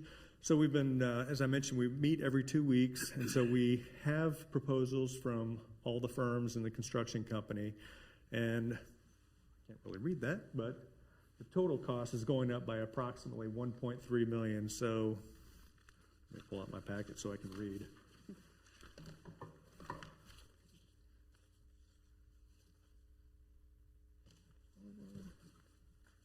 Okay, I'm getting there. Okay, so the original cost, as I mentioned, was about $5.3 million, and the new cost would be right around $6.6 million. The construction cost is going up approximately $900,000. But that does include a little bit more of a force account. What that does include is all new sidewalks along the corridor. We're doing some additional significantly more number of driveways so we can meet ADA and plus put that 5-foot sidewalk through the driveways. And then we're replacing the signals at Lee Boulevard and 83rd Street so we can do some better programming for pedestrian cycles. When the pedestrian phase comes up, we'll be able to restrict left turns so we don't have left turn people entering into the crosswalk. And we can also go with a no right turn on red. And so all that included on that construction is raising the cost by about $900,000. And then the construction inspection fee, we didn't have that originally with the project, and so we want to add that. We need to have somebody who has the experience because we're not going to have a detailed set of plans. This is kind of a work in progress as we're trying to keep this, fast lane this project so we can get it out the door and start construction in hopefully May. So that's another big point. That's $450,000. So those are really the two big areas where the cost is going up. And so what we're looking for today is a request for us to move forward with this process. And if we do that, we will bring back over the next couple meetings a lot of documents for you guys to approve. One of them would be waiving the bid process. So we would not be going out for a public bid. We would just do a direct contract with Superior Bowen. So I can take any questions you may have. Thank you, Mr. Lay. I guess one question I have off the top for you is, has staff had an opportunity to discuss this as between Public Works and Finance, and does the Finance team have any concerns about increasing the GO bond for this project by whatever it is, $1 million? $1.3 million. So yeah, I had a meeting with Jana today, and we discussed it, and they didn't see an issue with that. Okay, and those bonds would be issued in this fiscal year? No, they'd be issued in probably the fall of 2027, because the project, even though we want to build it in 2026, there may be some things that are hanging on towards the end as far as landscaping, so we may not be able to get those done and completed until early 2027. So we would typically then probably go out and about the fall of 2027. Okay, thank you, Mr. Lay. Questions for Mr. Lay? Ms. King? So I'm in support of all of this. How long is this going to extend the project? It would adding the sidewalks and stuff overall extend the length of the necessary time to complete this? So it potentially increased it a little bit. We're still getting it completed this year, and the reason why we need to get moving pretty quick is we are wanting to get the west end completed during the summertime when the children are not out there.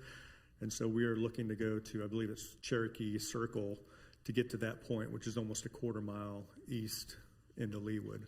And remind me, I know you're meeting with PV weekly, you said, but are they financially contributing at all to this project? I can't remember.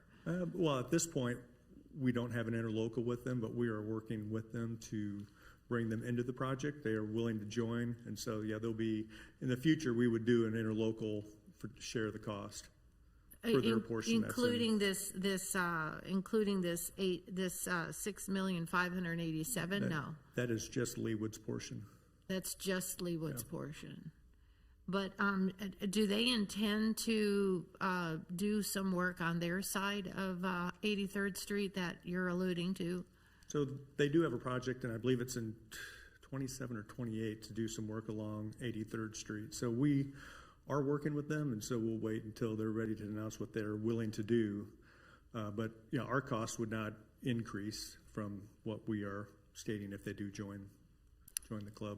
So the purpose of the interlocal would be for whatever future thing that they're going to do. Or if they decide to do some of that work up front, do it with our contractor. I see. Thank you. So one thing I'll add about Superior Bowen, so they're under contract with Prairie Village on an ongoing basis as their contractor to do work. So any work that they do in Prairie Village, they're on board with having Superior Bowen do the work. Good. Thank you, Ms. Kane. Other questions for Mr. Lay? Ms. Harris?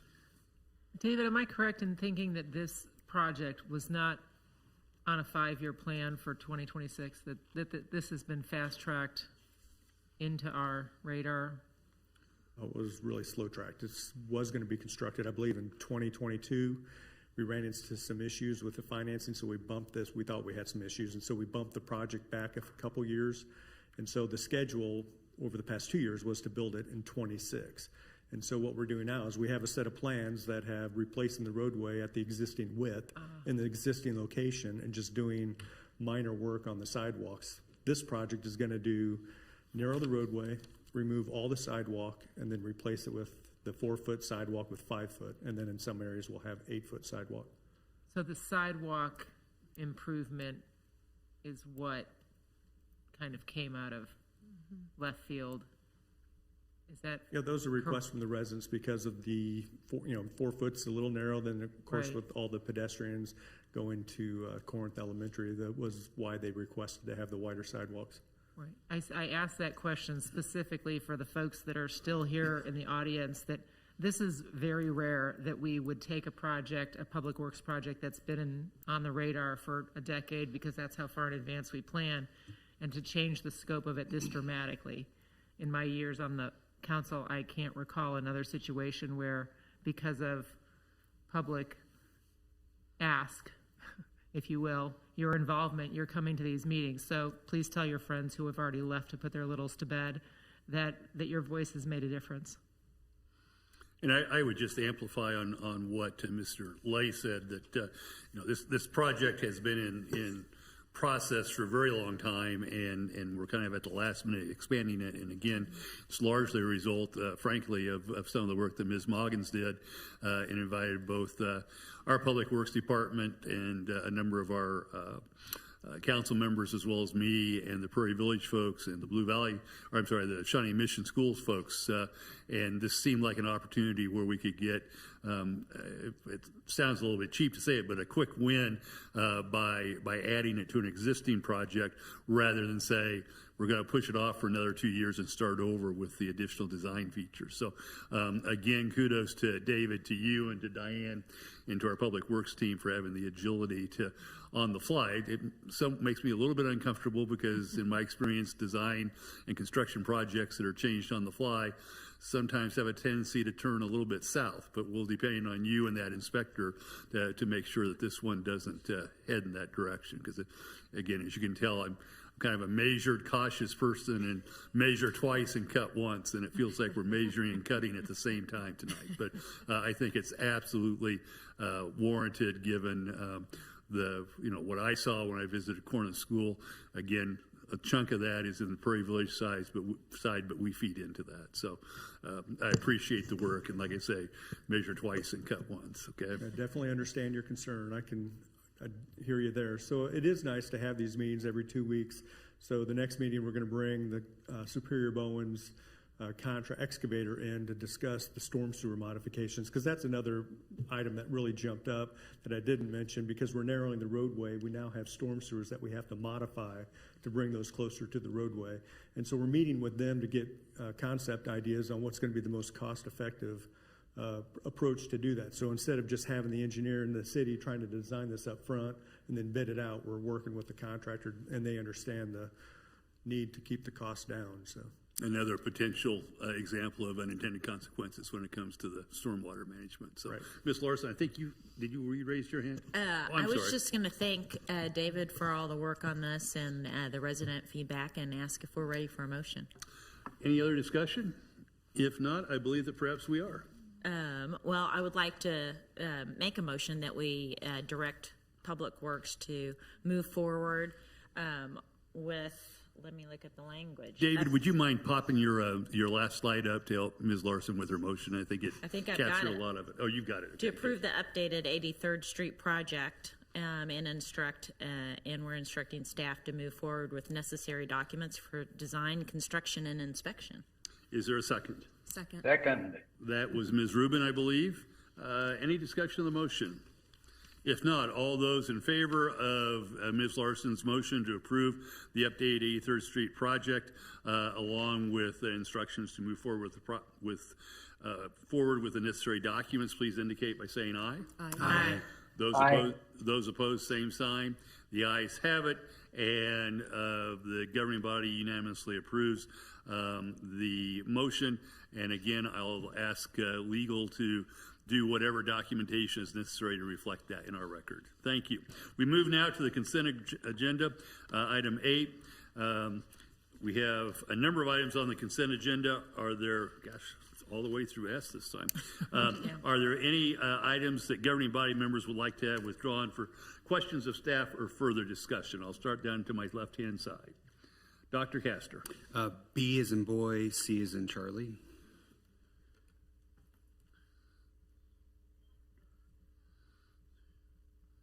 Thank you. And then I saw a number of hands down here. Ms. Kane. G as in goat and I as in idea. That was I. Mm-hmm. G and I. Ms. Harrison. I also had I on my list, but also M as in Mary. Mm-hmm. Any others? Given that, is there a motion to be had to approve the consent agenda with the exceptions of items B, C, G, I, and M? So moved. Second. Thank you, Ms. Gayed. Thank you, Dr. Castor. Any discussion? All those in favor of approving those items on the agenda, on the consent agenda, other than the ones I just identified, please indicate by saying aye. Aye. Those opposed, same sign. The ayes have it, and the consent agenda, with the exception of items B, C, G, I, and M, is approved. Dr. Castor, agenda item B, which is an action to accept the January 2026 payments report. Thank you, Mr. Mayor. Yeah, I just wanted to commend the staff. I think this is probably, I don't know if it's the first one, the payments report with the new software, but I really, really like the way it's itemized per department. And especially, I noticed for the Iron Horse golf entity that we have 4 or 5 kind of subgroups within Iron Horse to kind of show where all the expenses are, which I think will really help. I know we've had some citizens who have been concerned about Iron Horse specifically in the funding for that. And so I think this really adds a level of transparency and frankly, for the newer council people, how this used to look. It used to go by the date, I remember, so you would get all the departments would all just be kind of mixed up together. It was kind of hard to know, but anyway, just wanted to commend the staff that this is, I think, really great and will be a really nice tool for us moving forward, for us to understand the expenses of the city. So thanks, and compliments and thanks to Ms. Raper, who has worked very hard in response to some concern I've expressed about the way it has been formatted in the past. It really looks good, Jenna, and we really appreciate the work you've done. And you've assured me that once you've got this organized like this, it's not a tremendous amount of work for your staff to continue to generate these for us, correct? Okay, great, thanks. Move to approve. Thank you, Dr. Castro. Is there a second? Second. Thank you, Ms. Harrison. Any discussion? All those in favor of accepting the January 2026 payments report, please indicate by saying aye. Aye. Those opposed, same. I'm sorry. Those opposed, same side. The ayes have it, and item B is unanimously approved. Item C, Dr. Castro, this is an action to accept the fourth quarter 2025 Treasurer's Report. Yeah, so just a question for Janet, and I'm sure it's in here somewhere, but how did we finish the year as far as, were we in the red or the black at the end of the year as far as how did the finances look? So we will go into that more, sorry, Jana Raper, Assistant Finance Director.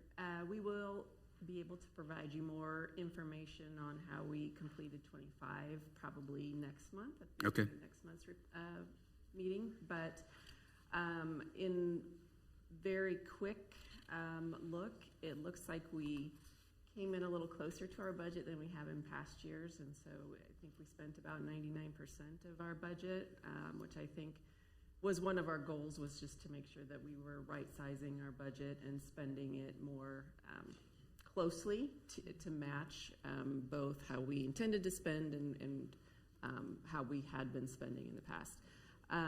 But otherwise, there'll be more details coming forward. The treasurer's report is just statutorily required for us to show our account balances following every quarter. So Understood. Great. Well, great work for you and your team, and that's all I had. Thank you, Dr. Castro. And Ms. Raper, part of it is that there's a little bit of delay on the revenue side, right, before you really know what we took in through the end of the year as we're waiting on the state to provide us with information, particularly on sales tax and other revenues. that is exactly correct, Mayor. We get up to 60 days after the end of a fiscal period to accrue revenue back to the prior year. And sales tax, we will not learn until just the very end of this month, the sales tax that we earned for December sales. And so that's really why early March is the first time we can speak to that. We also have the ability to accrue expenses back. And so some of our contracts, we are still paying for contracts for pay apps that the contractors have submitted for work still done in 2025. So that's still also impacting our 2025 results. So. Great. Well, thank you for that explanation. And I have nothing further. Move to approve item C. Thank you, Dr. Castro. Second? Second. I'll take Ms. Larson on that one. Any discussion? All those in favor of accepting the fourth quarter 2025 Treasurer's Report, please indicate by saying aye. Aye. Those opposed, same sign. The ayes have it, and the fourth quarter 2025 Treasurer's Report is unanimously accepted. Pardon me. We come now to item G, which is a resolution approving and authorizing the mayor to execute a supplemental agreement number 2 to the professional services agreement between the city and Affinis Corporation dated October 21, 2024, in an amount not to exceed $227,725 pertaining to 103rd Street from Mission Road to State Line Road project. Ms. Gain, I believe this was your interest. Yes, the only reason I pulled this tonight was to give a shout out to the Public Works Committee and the Public Works Department. And I see Mike McKenna in the audience of Affinis Corp. This is much like the 83rd Street. This is the Brookwood Elementary stretch from on 103rd Street from Mission Road to State Line Road. So again, this is just showing the level of listening and understanding between the residents and the city. And these were multiple meetings on this, and we had packed houses of residents speaking to this. So just a shout out to the system that to me is working. So thank you to all that are involved, and other than that, I would move to approve. Thank you, Ms. King. Is there a second? Second. Thank you, Ms. Gayed. I would also add my compliments to the staff and to Public Works. Again, just as in the case of 83rd Street, this shows a great deal of agility. And while there are those who express concerns about the bureaucracy of municipal government, you all have really proved yourself to show that you're agile to meet the needs of the moment. And this is a pretty significant need. And as I understand from reports from the Public Works Committee, the video evidence that supported this major change in design was more than adequate to win the day with respect to this. Certainly was. It If you- was eye-opening, was it not, Yes, team? it was. Yeah, yeah. We were like, oh my God.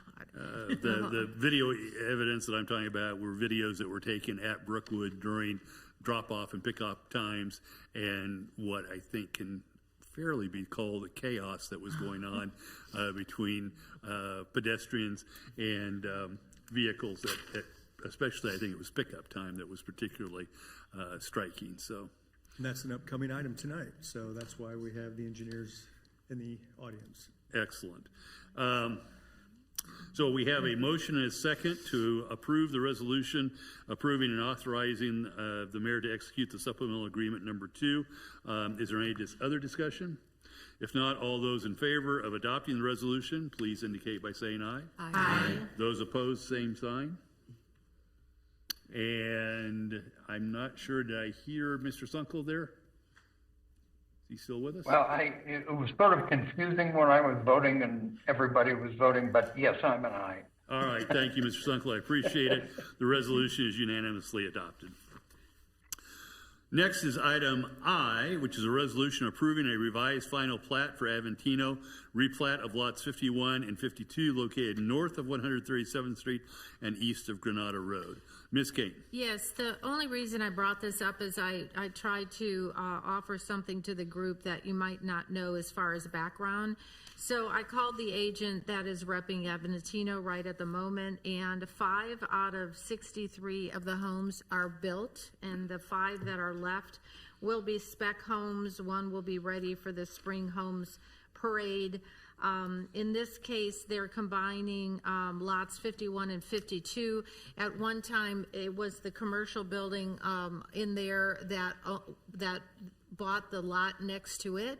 And then the homeowner that came in and bought the lot on the other side decided they wanted the middle. So the commercial building sold the lot adjacent to it. So it was done with a lot of, everybody was playing well in the sandbox is what I'm told.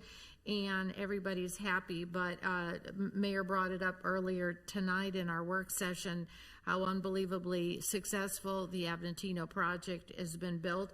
Those houses on those combined lots are well over $2 million, and there is another combined lot right across the street, and that house is well over $2 million. So that subdivision is almost done, and its average is closer to 1.5, which is who would have thought, especially with the special assessment tied to those lots. But that's an example of what's working and what is the consumer demand right now out on 135th Street. And so with that, I move to approve, which is that little bit of extra information. Thank you, Ms. Kane. Thank you, Mr. Peppis. Ms. Hurley, just one question, and this is a little bit of an ambush. I apologize. Do you happen to know off the top of your head how many housing units are in Aventino? I was just looking 63. at the staff report. Yeah. 63. So Julie had it, yeah. And any thoughts from either Ms. Kane or Ms. Hurley over what period of time those have sold? When did they start coming out of the ground?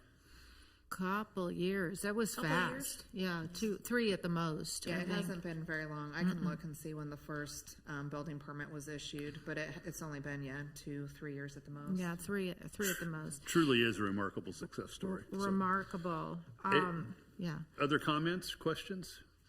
I think we have a motion pending. Ms. Harrison. Yes, I had pulled this one as well. I'm going to beat this sorry. drum every time that a replat in an established in a neighborhood comes up, because I have a concern, and I don't know if it's something I just need to let go, as Mel Robbins says.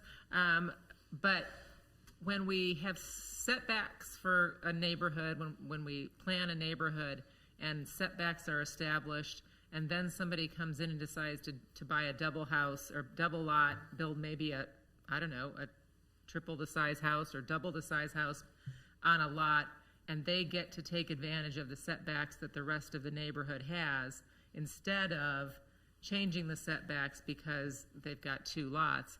I think that maybe we're doing a disservice to the rest of the neighborhood. To me, I keep hearing the just because you can doesn't mean you should mantra in my head.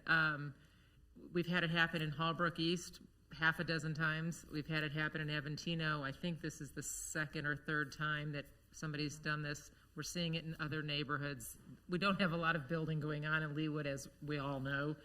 And I just feel like maybe we need to have a plan in place that says the neighborhood is designed this way, and if you want to buy 2 lots and build a bigger house, great, but your setbacks aren't going to be the same as the rest of the neighbors. You don't get to have an 8-foot yard on the side or a 10-foot, because we did that thinking this was going to be a high-density neighborhood with smaller homes, and now you're changing the rules. And not you, Julie. You know, the person who wants a double-decker sandwich. So I want to throw that out there for consideration. I'm not really in favor of this, because I feel like the people on the other side of these houses now feel like the little guy, you know, instead of being A, it's A, B, A. And I feel like that's not necessarily what these neighbors wanted when they bought the lots on the other sides of these houses. If we had said that this whole neighborhood is custom, build what you want, do whatever you want, but we didn't. We sold this neighborhood, or it was planned, and we approved, you know, lots that were this big and houses that would be about this big. And so I don't know what the answer is, but I'm not in favor of us continuing to do this just because the market absorbs it, or somebody with a lot of money decides this is what they want to do. So I'm not sure where to go with that, Mayor, but I just felt the need to bring it up tonight. Thank you, Ms. Harrison. Appreciate your comments. Ms. Hurley, do you have any thoughts or response to Ms. Harrison's comments? Not off the top of my head. I hear what you're saying, and like you, I'm not sure what exactly the answer to that is, but definitely something for us to take a look at and consider as we kind of go through this process of updating the LDO and seeing what, you know, we might be able to, you know, revise our codes to be able to handle. Yep. Thanks. Ms. Larson. I could just comment on the Hallbrook East Village that I live very close to, that I've not heard any complaints about the city allowing the combination of the lots and replatting the 2 small lots into one. If anything, it benefits the next door neighbors because they get more additional green space. It's not like if 2 lots are combined, it's not like that home grew to those setbacks.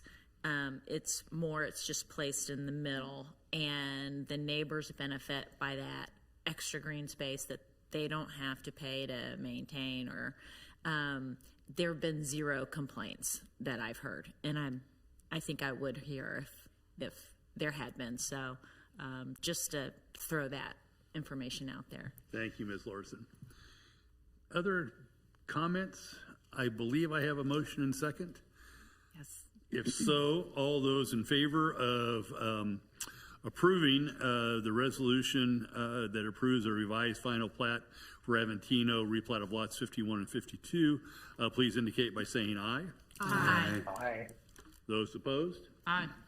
I have a 7-1 vote with Ms. Harrison voting in the negative. The motion passes and the resolution is adopted. Last item on the consent agenda for additional discussion is a resolution approving a revised final plat for Aimtree Manor, second plat located north of 127th Street and west of Catalina Street. That's Planning Commission case 327-25. Ms. Harrison, I believe that you asked for additional discussion concerning this matter. This one I had to read 3 times because I couldn't believe what I was reading. I had to make sure the HOA had given all of their consent. I couldn't believe that a neighborhood was taking out their pool and their clubhouse to build, so somebody could build a house. Are there tennis courts there as well, Julie, or are the tennis courts that I think I'm seeing on Google Earth Maps, do those belong to maybe a neighbor? No, I believe on that lot it is a tennis court and the pool and clubhouse. And so our understanding is that, yes, the HOA determined that the cost of maintaining that amenity was getting to be too much for the dues they were collecting from that rather small subdivision. And so they put it out to a vote amongst the members of the HOA. It was determined that the members didn't want to support the amenities anymore. They just weren't being used by the neighbors in that subdivision. And they wanted to be able to demolish those amenities and sell that off as a buildable lot to develop another house. And then the HOA would have that revenue from selling that lot. And so the money is going into the HOA's pot to use for the next umpteen years for whatever improvements they might have. They're going to be swimming in money if they're not having to spend any money on the amenities too. Interesting use of the word swim. Good point. No pun intended. I do hope that we don't see this trend begin to happen. I know that pools can be the bane of a neighborhood's existence, an HOA board, volunteer board. But I worry that it means there'll be more backyard pools because there aren't HOA pools. But, we can't put that genie back in the bottle. But so thank you for answering those questions. I think it's unusual. Thank you, Ms. Harrison. Ms. Kane. Aimtree is an extremely small subdivision, so I think that's therein lies the rub. So I think it's like 45 homes or something crazy like that. Yeah, it's pretty small. Yeah, so that is the entrance, the side entrance to Cherry Creek. So I am coming next to that all the time for the last 35 years, and I can tell you that it's looked like caca for a long time.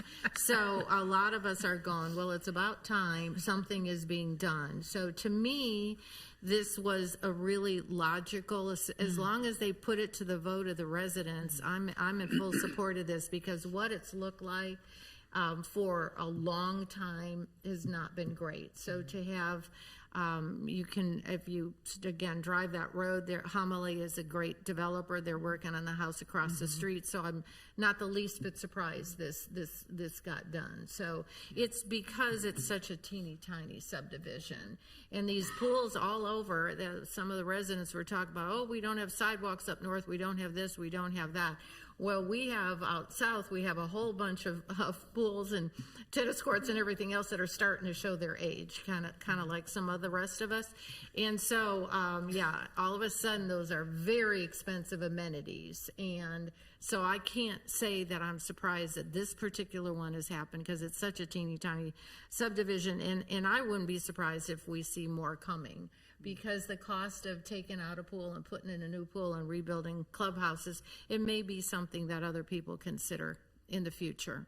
As far as the HOAs, I wouldn't be the least bit surprised personally, but only time will tell. Yeah, and I can't speak to, the state of the HOA's finances, but I do know that just the cost of removing a pool and removing that clubhouse are going to be fairly substantial. So I'm not sure what portion of the sale price of that lot will be taken up by that. So it's, not necessarily just, money to kind of put in their bank account to hold on to. Thank you, Ms. Kane. Other comments or questions? I'll move to approve then. Thank you, Ms. Harrison. Is there a second? Second. Thank you, Ms. Larson. Additional discussion? If not, all those in favor of adopting the resolution approving a revised final plat for Aintree Manor, second plat located north of 127th Street and west of Catalina Street, please indicate by saying aye. Aye. Aye. Those opposed, same sign. The ayes have it, and the resolution is unanimously adopted. I believe that concludes the consent agenda. We have a few more items this evening. We've been going at it for a couple of hours now.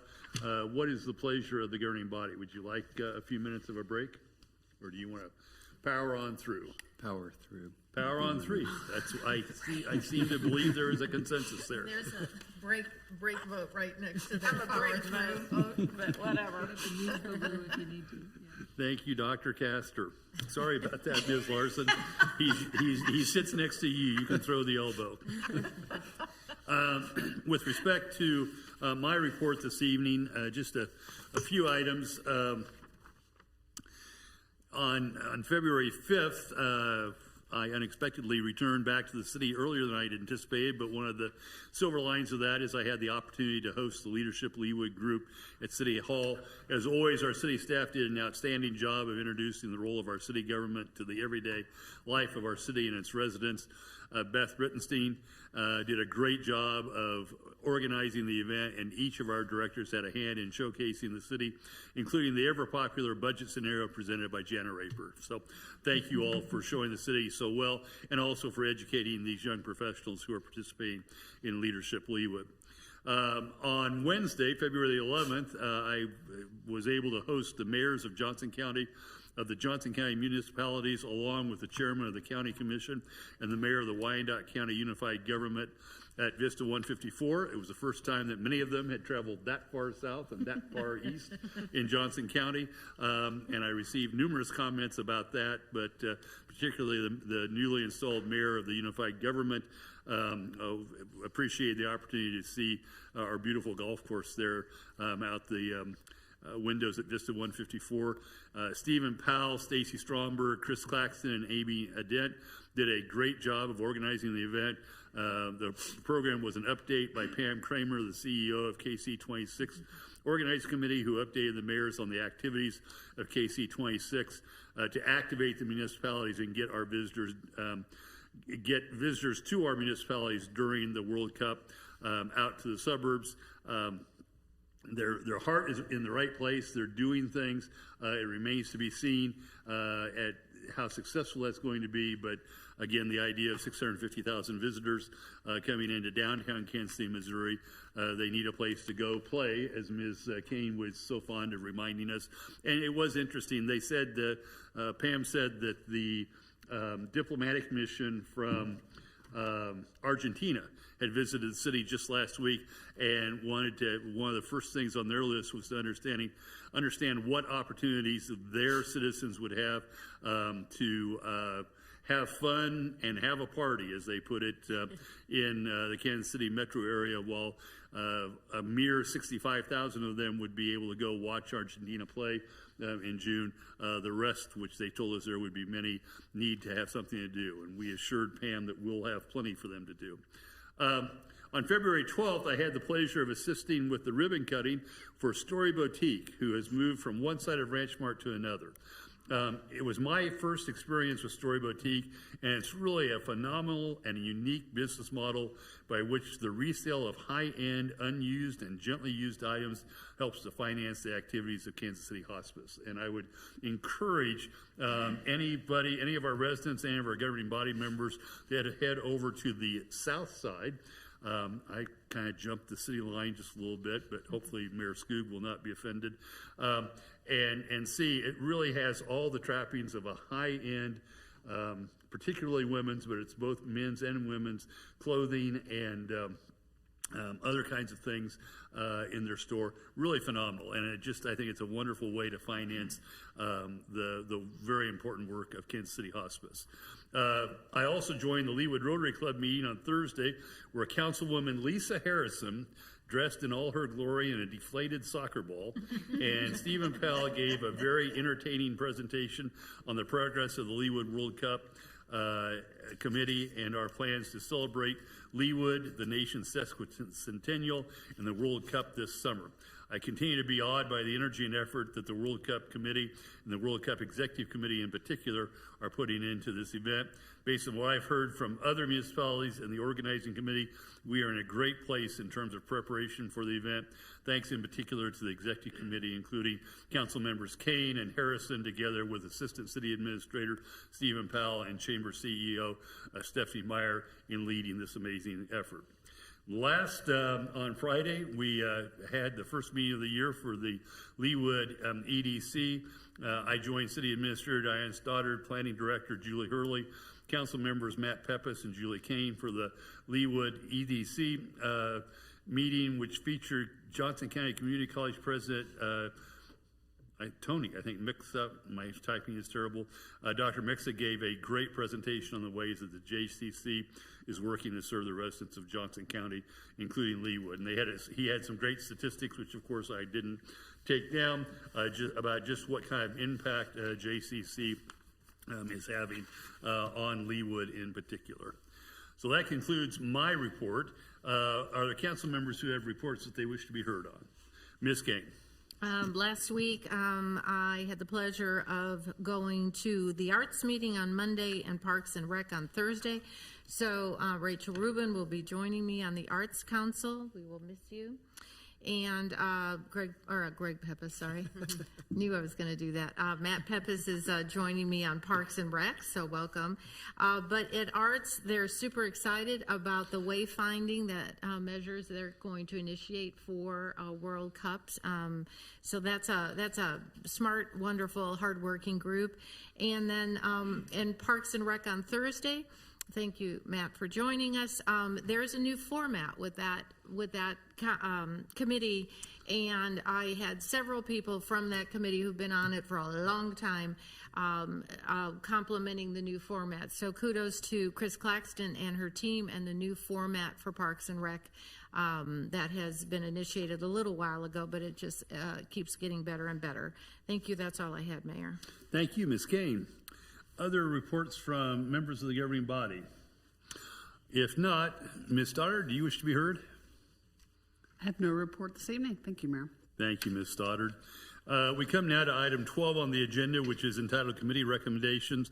The first item on this portion of our agenda is a selection committee recommendation, a selection of WSKF architects for Phase 1 design study for Fire Station 4, Administration and Emergency Operations Center, and request to direct staff to negotiate an agreement for the design study. This was not a matter that was considered by the Public Works Committee, but by an ad hoc committee that Mr. Lay put together. I think the individual members of that committee were identified in the memorandum, and Mr. Sunkel represented all of us in that selection process. It looks like the chief is stepping forward as opposed to Mr. Lay. So, Chief, do you wish to be heard? Yes, Colin Fitzgerald, Fire Chief. So this is basically just coming forth with the, about this time last year when we sat in front of you guys, you gave us authorization to proceed with a study to give us the information we need to then go to a work session and talk about the next steps. So the RFP was released by Public Works. We had 6 architects put in. All were very qualified.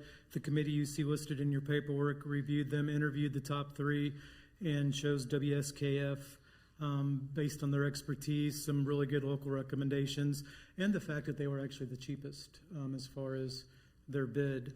So the end result should be a study that looks at the land, make sure that it's suitable for what we want to do with it. They'll do a preliminary layout enough to do a cost analysis, and then we'll host a work session for y'all talking about all the parts of that. Thank you, Chief. Questions for the Chief?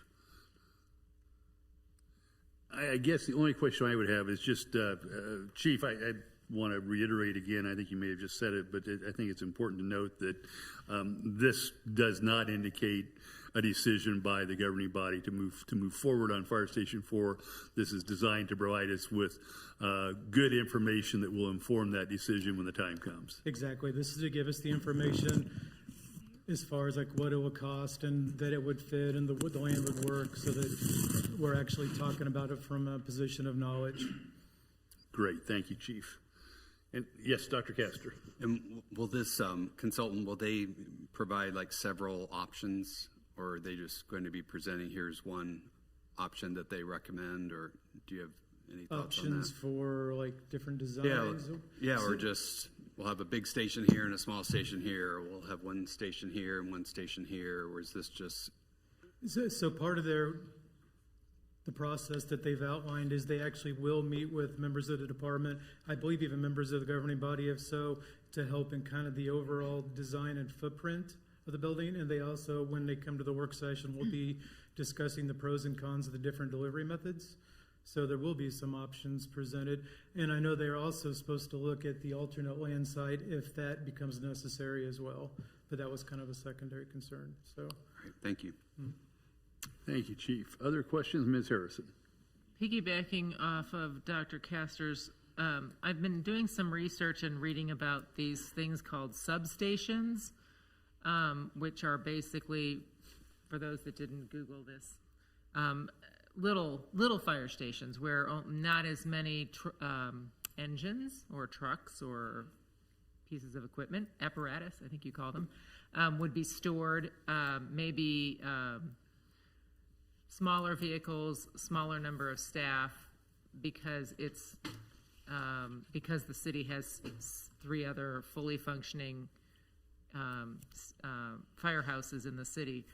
Is that something we can throw at these consultants to consider, so we have options, or are we only considering a fully staffed 3-bay fire station that's very similar to 1 and 3, probably not so similar to very old number 2 now, but. So substations, typically a lot of times you'll see like a police substation attached to a fire station, or like for instance, the city of Overland Park has at least one substation that actually is a house and it's used for a squad, but that's just to help fill in areas where they need coverage for certain types of apparatus. Our needs, as presented by the ESCI study and our own internal analysis, is actually we need a very substantial building, for offices, admin, the apparatus we need to basically grow the stuff we haven't had over the last couple decades. So a substation honestly wouldn't meet our needs at all. Thank you. Dr. Castor. And then again, for the kind of the projected growth of the city, we heard in a work session just before this some numbers that seemed lower to me than what we've seen kind of years ago as far as projections for what the city would be. Do you know, would the consultant potentially use the Olson data, or at least use other people's data as well, just to kind of look and see? Because I'm not convinced necessarily, just going through the 135th Street, that maybe the projections previously for how the city's going to grow, it may not be that big. It may be smaller, in which case maybe our firehouse needs would be less than what kind of the initial projections were 5-10 years ago, something like that. So just food for thought. Yeah, no, the consultant, what was the name again of that study that was done? The station location study, ESCI, Emergency Service Consulting International. So that particular study was done, on the assumption that basically the 135th Street would build out, as currently envisioned in the 135th Street corridor plan. So I think there is an interesting discussion about how we cover that area if something is dramatically changing with how that area develops. But I do think that we have time to look at that. This Station 4, though, is one where, the chief's showing lots of service calls that are in this area north of existing Station 2 that need to be covered.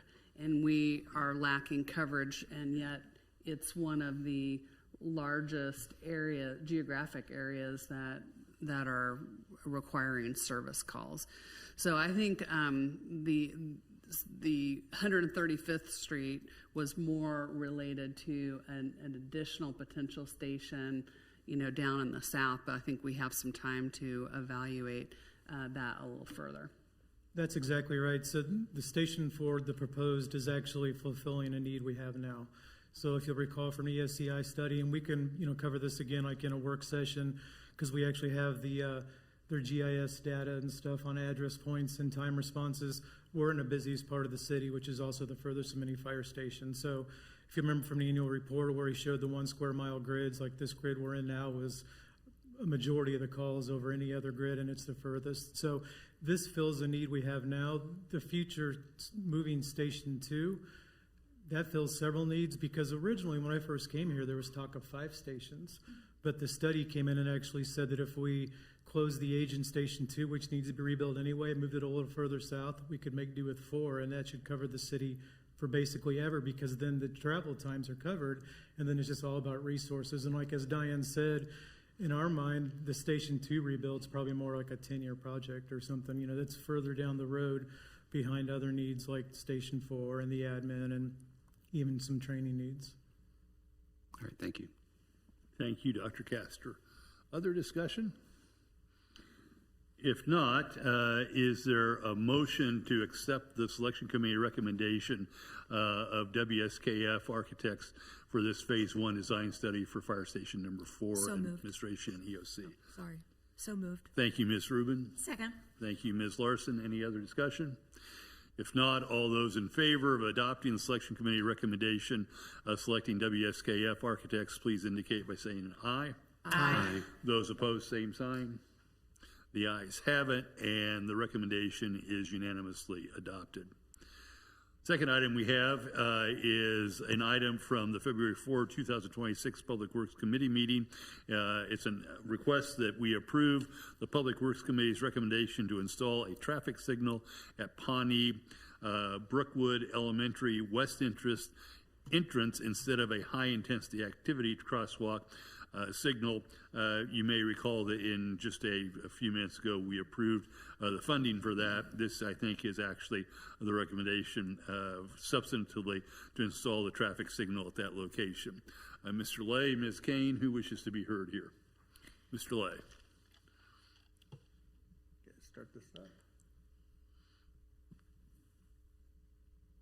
This is going to be the video thing, stuff that was. That's not good. I was going to bring the video, but my thumb drive wasn't big enough, and I should have clipped out a couple portions of it.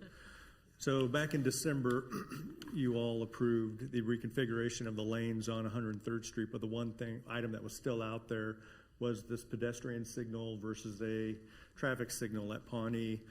This came about because we were collecting a lot of video data last fall when the school reconfigured their pickup zones where they were doing double stacking, and we noticed it was pretty alarming when you watch the video and you see the cars coming out, almost hitting pedestrians, almost hitting each other. And so we provided that information to the traffic engineers, and they concurred, and they looked at doing a traffic study or doing a traffic signal, and then they did the warrant analysis that it did meet at the intersection. And so they are here if you have any further questions. But an overview map here. So there's Brookwood to the at the bottom there, right in the middle. So the west driveway is where they do their pickup, and that's the worst time of the day for traffic. And so right at mid-block here is where the current pedestrian signal's at. So we are proposing to just remove that signal and the crosswalk from mid-block, install a full-blown traffic signal here to help move the traffic through, really to get it out of the school in a controlled manner, and then also provide a pedestrian crossing. So we would go to an all red, and so it'd just be a pedestrian phase only, which would restrict right turn lanes or right turns, and then we would have the crossing guard would be at the signal.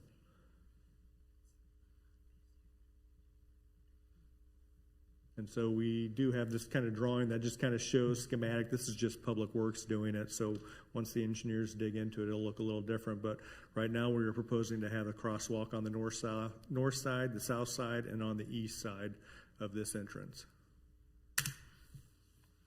Thank you, Mr. Lay. Questions for Mr. Lay? Ms. King? Not a question, but more a comment. Yeah, we had a very robust conversation about this, and it seemed, even with all the resident input, not so much this decision seemed pretty straightforward. Once we saw the videos and the traffic pattern of the pickup and the drop-off, and 103rd Street is a pretty busy street. So, yeah, to do this seemed very straightforward to us. So, and Mr. McKenna is here again, or still with Biphinis, if anybody has any questions. But you saw the video, and then you saw the improvements that this putting the signal here as opposed to mid-block. It's a hands-down decision. And thank you, Mr. McKenna, for making that so clear to us. But he's here. Does anybody have any questions? Welcome, Mr. McKenna. Sat all night long to 9:45. Somebody asked this man a question. This is the longest I've sat without talking. Let's make sure my voice still. Yeah, it was very clear cut, right? Very much so. Yeah. I came with information to talk about and try and convince you guys, and then they showed the video, and there was not much convincing needed. Yeah, yeah. It was like, oh my gosh, why didn't we do this 10 years ago? I'll ask a question. Oh, yay!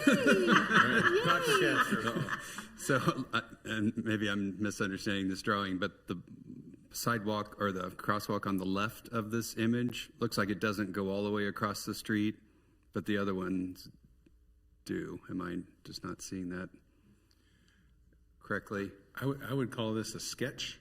Okay. So just envision that it'll be designed and there'll be crosswalks on all three legs. They'll go all the way around. All right. Well, Perfect. it won't go. So you're right. On the west side, there is not a crosswalk shown. Okay. Thank you. Yes. So there'll only be three crosswalks, north, south, and east, correct? Yeah. Ms. Harrison? Am I correct in thinking that this is a light that will only stop traffic on 103rd for the most part during that very busy half hour before and after school, drop-off, pickup, that during the day, if somebody's leaving Pawnee Lane and wanting to turn left, well, they'll sit there for a minute and the light will trigger because of weight or something, but only if a car is sitting there and needing to turn left onto 103rd would the light trigger? Correct. And, Okay. and if they want to turn right, usually there's a delay put in so that if someone pulls up and they see they get a gap and they can turn right, Yeah. then it won't trigger it. Right. But if they sit there even to turn right for If a it's while, busy, then it will- it'll trigger for the right-hand turns. But it's not going to be one of those lights that's, every 3 minutes it's being triggered, most likely because Shouldn't be the traffic of the volume pattern. wouldn't Okay. warrant that, yeah. Okay, thank you. So just to clarify, it's triggered by traffic volumes, not by time. Correct. Excellent. Other questions? If not, do I hear a motion to approve the Public Works Committee's recommendation to install the traffic light? So moved. Thank you, Ms. Second. King. Thank you, Ms. Larson. Any other discussion? All those in favor of approving the recommendation to modify the design for 103rd Street project near Brookwood Elementary School to add a traffic light in lieu of the high-intensity activated crosswalk, please indicate by saying aye. Aye. Aye. Those opposed, same sign. The ayes have it, and the recommendation is unanimously approved. We now call Planning Commission case number 47-25, which is an ordinance approving a rezoning from SDNCR, Planned Neighborhood Commercial Retail District, to SD-O, Planned Office District, and Agricultural, AG, to RP2, Planned Cluster Detached Residential District, and RP3, Planned Cluster Attached Residential District, preliminary plan and preliminary plat for Chadwick Place, Villas of Chadwick, located south of 135th Street and east of Chadwick Street. Ms. Hurley. Okay, thank you, Mr. Mayor, council members. As you said, this is a request for rezoning from SDNCR, SDO, and AG to RP2 and RP3 in a preliminary plan and preliminary plat for the Villas of Chadwick. Planning Commission did hear this at their January 27th meeting and voted unanimously to recommend approval. So this rezoning, the property consists of just under 19 acres total. The rezoning request is for 13.76 acres to be rezoned to RP2, which is for the detached cluster single-family units, and 5.08 acres to go to RP3, which is the attached cluster units. And the preliminary development plan shows 34 of those single-family detached units in the RP2 area, and 16 attached twin villa units, or 8 total structures, in the RP3 area, and that would be a total of 50 units. So just to give you kind of a good visualization there, the blue shaded area is the area being proposed to be rezoned to RP3, which would house those 8 twin villa buildings, and that would be closest to 135th Street, there at the southeast corner of 135th and Chadwick. And then the yellow shaded area is what is being proposed as RP2, which would be those detached single-family units. And then just to give you another view of that overall site plan, you can see there is that existing, I think it's a financial office building right there on the southeast corner of 135th and Chadwick that's been existing for some time. And then this would be developed in behind that. So if you have any questions, I can answer those for you, and the applicant is here as well, and they do have a presentation. Thank you, Ms. Hurley. Questions for Ms. Hurley? If not, I would invite the applicant who may or may have comments. Please step forward. Welcome back to the governing body. Thank you for your patience this evening and your persistence. We're interested in what you have to say.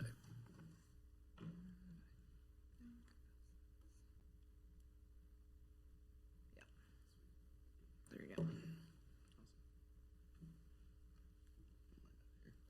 All right. Good evening, everybody.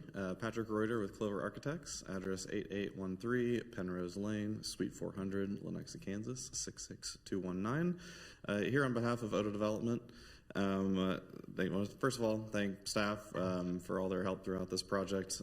We've been at this since I think about July, August, kind of continuing to refine this plan and bring it to where it is here today. Very excited to have unanimous planning commission approval as well after we made some updates. So as you guys probably aware of the site, we're starting out with kind of like 2 large bowling alleys of property, if you will. As Julie mentioned, proposing RP3 and RP2 twin villas and single family homes. Similar to what's approved adjacent RP3 and RP2 lower density zonings in the area. As Julie mentioned, only 1 commercial building constructed to date in this zoning area on that northwest corner. Overall, just under 19 acres, split between RP3 and RP2. So just going to dive into some of the details. As Julie mentioned, the buildings on the north are the twin villa units with the single family homes on the south. We're proposing a development similar to Aventino that offers that lower density product type than what's adjacent to the site today. The last plan that we originally had when we first brought it forward had 62 units. It was all twin villas. We had some comments about trying to get density down. So we did about an 18 or 19% reduction down to that 50 units by adding in the single family piece. Again, worked with staff on that, on the layout, and especially for buffering along 135th Street, which is a primary reason that we have the twin villas on the north, just because it is a little bit busier street. Green space, overall, we're at about 56% of above the 30% minimum requirement. We have connections to the east, west, and south. There is a planned future connection to the east to the approved 135 development. Clover did that project, so we know that those roads line up pretty well within an inch or two, I think. So hopefully should be good there since there is that adjacent parcel between us and 135. So overall, like Julie mentioned, 8 twin villa buildings, 34 single family homes, 50 units total. Right now we're looking at proposed 3 to 4 bedroom units with 2.5 to 3.5 bath, excuse me, with options for main floor living bedroom, and then optional finished basements or walkout units depending on the grade. I know we get asked this question a lot, so I put it in the presentation this time so I don't have to try and memorize all the numbers. But the twin villas are approximately 1,800 square foot per side, and we're estimating pricing starting around $800,000 for each side of those units. The single-family homes are approximately 1,800 to 2,200 square feet, with estimated pricing around $1 million, kind of similar to the size that's in Leabrook, for reference. Amenities on site. This is going to be a maintenance-provided community with a small park space on the south, providing right-sized homes for attainable luxury. And then we're also proposing a dog park on the northeast corner as well, and then our retention pond in the southwest corner of the site. These are a few quick concept designs of the twin villas, and then a few concept home design inspiration images as well for the single-family homes. And then here's a quick look at our rough materials palette. These are some of the general materials that will be provided, but don't prohibit other compatible materials. We want this to be a rich neighborhood similar to Leabrook. And with that, I'm open to any questions that you all may have. Thank you. Patrick, just to emphasize, it's something we always try to do is that what we're talking about here tonight, it's a preliminary plan and preliminary plat, right? So those illustrations that you gave are, as you said, I want to emphasize this, conceptual only, and when we get to a final plan, that's when we'll have more detail about what those units will actually look like, correct? That is correct. And a lot of these are meant to be kind of that for sale by owner product. So I imagine like with the single family neighborhoods, right, you have a lot of variety that comes in with that. So it'll all be part of that at that time. Great, thank you. Other questions for Patrick? Ms. Harrison. Did I read correctly, Patrick, that it's going to be a private road? The interior is a private road? That is correct. It is a private road, but built to public street standards. Why the need for it to be private? Is it going to be gated? No, it is not going to be gated. I believe when we went through conversation with Public Works, it primarily had to do with some of the tighter radii that are around that north side of the site, trying to deal with that existing connection where that bank building is. So mostly for those reasons. But it will be maintenance provided, so kind of like the maintenance for that private road would be taken care of by the association. Very good. And you anticipate, right, that even with those reduced radii, it still meets the requirements of the fire chief or the fire marshal, right? Yes, we went through and did all the fire truck turning and all of that with the city. Great, thank you. Other questions? If not, I appreciate your comments. And Ms. King. Not so much a question as a statement, or maybe this will lead to a question. So you're comparing yourself to Leabrook, not Regents Park, which is directly to your east. Correct. So right now, I think what we're trying to do is provide a product that is, I guess, I don't say not present in the area, but different from what is present in the area. Obviously, with the mixed-use apartments that 135 has on the northeast side, as well as with the twin villas, and I think they just got recently rezoned to RP2 for a portion of that property as well. I think they're a little bit higher square footage, and I think potentially a little higher price point. Obviously, we don't want to come in and necessarily compete with that. We're trying to give, again, an overall kind of mix of housing options, if you will. Obviously, that's on the south side of 135th, and obviously there's a lot of different stuff on the north side as well. But this product type we identified is more unique to this area, if that answers your question. And the numbers support that, what they're saying here, because the single-family homes, just so you know, directly to the east, those are about 3,200 square feet, so twice as big. And they're starting around 1.8 million. I made a call to make sure my numbers were correct. And then the twin villas are 2,700 to 4,000 square feet in Regents Park, and those are 1.1 to 1.5. So I do see, Patrick, that if you just do straight math and price per square, your price per square is way up there. 1,800 square feet, you know, at $1 million, that's a pretty hefty price per square. So it'll be very interesting to see what happens here, especially with the twin villas, because the twin villas, as you're hearing, are stalling out. They've only sold 3 occupied in all of Regents Park and 2 more that are looking good. And I know across the street in East Village, as I understand it, only 1 twin villa has actually been sold. So that product is based upon the conversation we had earlier. It's true. So far the twin villas are the category that's stalling out. And the single-family homes is the category that's actually seems to be working so far. Yeah, I appreciate that. I don't know that I can speak to all the rental rates for Mr. Lashbrook's project since we did the multifamily component, but I think that sounds correct.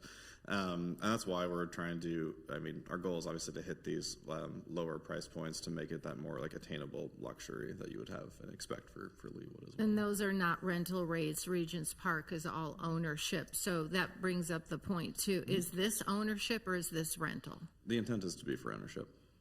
Ownership. Correct. Yeah, and so is Regents Park. So thank you. That's all I had, just making a comment. Thank you. Thank you, Ms. Kane. Other comments? Ms. Rubin? I have a question first. Does Odo Development plan to be the builder on this, or are you planning on selling the lots to other builders? I am going to look at Courtney for that one, because I do actually not know the answer for that. Courtney Odo Development, 15200 West 105th Terrace, Lenexa, Kansas. We've had discussions of both conversations. It could be similar to East Village, where we develop the townhomes and then we sell the single-family lots. It could also be possible that we build it ourselves. We've kind of gone back and forth on that discussion internally. Okay, thank you. Thank you, Ms. Rubin. Other comments? I would just make an observation here. I know that we had a very long session, work session here just a few hours ago now, where we dove into some market research that had been done by one of the consultants who's working on Rooted and Reaching. And it strikes me that while this doesn't address all of the concerns that were raised there, it is a step in the right direction, reducing the density, recognizing the challenges that our consultant identified with respect to twin villas and the preference of many of those who are moving into our community for single-family residential, as well as a smaller footprint and hopefully a little bit lower price range, and at least a price range that's within the realm of what the consultants told us the market really will tolerate at this point in time. So again, congratulations to Odo, congratulations to you, Patrick, as it seems to be moving. Everybody seems to be reading at least partially off the same page right now, so we appreciate that. Ms. Kane? I meant to say that as well. So they went from 62 units down to 50 units, and their percentage of green space bumped up considerably. So thank you for listening, and thank you for going what seems to be in the right direction and what the market is telling you as well. So not only what the residents are telling you, but what the market seems to be doing. So thank you to Odo Development for listening and reacting in a positive way on both those, the ownership and then again, the partnership, the collaboration between the city and the developer. Thank you for that. Yeah, I greatly appreciate that. I'll have to go back and watch the full work session. Unfortunately, I was at swim lessons with my child, so I missed it, but I'll go back and watch it. And besides that, you're here at 10 o'clock still tonight, so we're grateful for that. Hey, any other comments? Yes, Ms. Rubin? So I just wanted to say something for the record. Before I was elected to city council, I took a position more as an advocate on behalf of neighbors regarding a different development. And I just wanted to make it clear that, as a council person, I'm looking at every project as an individual project with a fresh eye, and that I'm not, advocating for one position or another. I'm listening to all the information, looking at all the facts, and I just wanted to make that clear to you that I, am not biased against any project going forward. It will all be based on, what you present and, the information that we're given. So thank you. Appreciate that. Thank you, Ms. Rubin. Any other comments? If not, is there a motion for us to adopt an ordinance approving rezoning of this real estate? Motion to approve. Thank you, Ms. Larson. Second. That was Mr. Peppas. I heard somebody, or was that? That was me, yes. Okay, it was Mr. Peppers. Thank you. I thought I heard your voice. I'm sure there's someone else in there. I'll take whichever, it doesn't matter to me. Mr. Suckle, did you have any comments? No, thank you, Mr. Mayor. All right, thank you. Because this is an ordinance to rezone certain real estate within the city of Leawood, it calls for a roll call vote. And with that, I would ask the clerk to call the roll, please. Councilmember Larson, Aye. Councilmember Pepys, Aye. Councilmember Guyed, Aye. Councilmember Harrison, Aye. Councilmember Kane, Aye. Councilmember Rubin, Aye. Councilmember Castor, Aye. Councilmember Sunkel. Aye. Thank you. I have an 8-0 vote, which is a unanimous vote in approving the ordinance or adopting the ordinance that approves the rezoning as more clearly set forth in our agenda this evening. I believe that concludes the committee recommendations. I don't have any old business. Whether it's on a high note or a low note, I will note that under new business, as I had promised you at the beginning of the year, we have set forth a very full spring and early summer. There's a lot of work to be done between the budget work and a number of the other items we have going, including Rooted and Reaching and the Resident Satisfaction Survey. We did our best efforts to meet the scheduling requirements of everyone on the governing body. I think there may be one in which one of you can't make it. There may be another one in which another one can't make it, but we tried to find the best common denominator that we could. So with that, I would ask for your approval of the work session date and times for February through March that are listed on the agenda this evening. So moved. Thank you, Dr. Castor. Second? Second. Thank you, Ms. Guyed. Any discussion? If not, all those in approving the scheduled work session dates indicated in the agenda, please indicate by saying aye. Aye. Those opposed, same sign. The ayes have it, and the proposed work session dates are unanimously approved. I want to thank everybody for a great meeting this evening. We had a very robust conversation. I believe that we have a lot to think about and actual data and to go along with those thoughts. And I appreciate the time and attention that everybody gave to a very long marketing survey that we got, as well as to some really important items this evening. I feel good about the progress we're making on pedestrian safety, and hopefully we can continue that momentum to go. With those comments, are there any other things to come before the governing body this evening? If not, is there a motion to adjourn? So moved. Thank you, Ms. Harrison. A second. Second. Thank you, Ms. Guyed. Any discussion? All those in favor of adjourning, please indicate by saying aye. Aye. Those opposed, Aye. same sign. Mr. Sunkel, safe travels as you return back to the city of Leawood. Thank you. I'm in no hurry. We are in a hurry for you to get home. Definitely.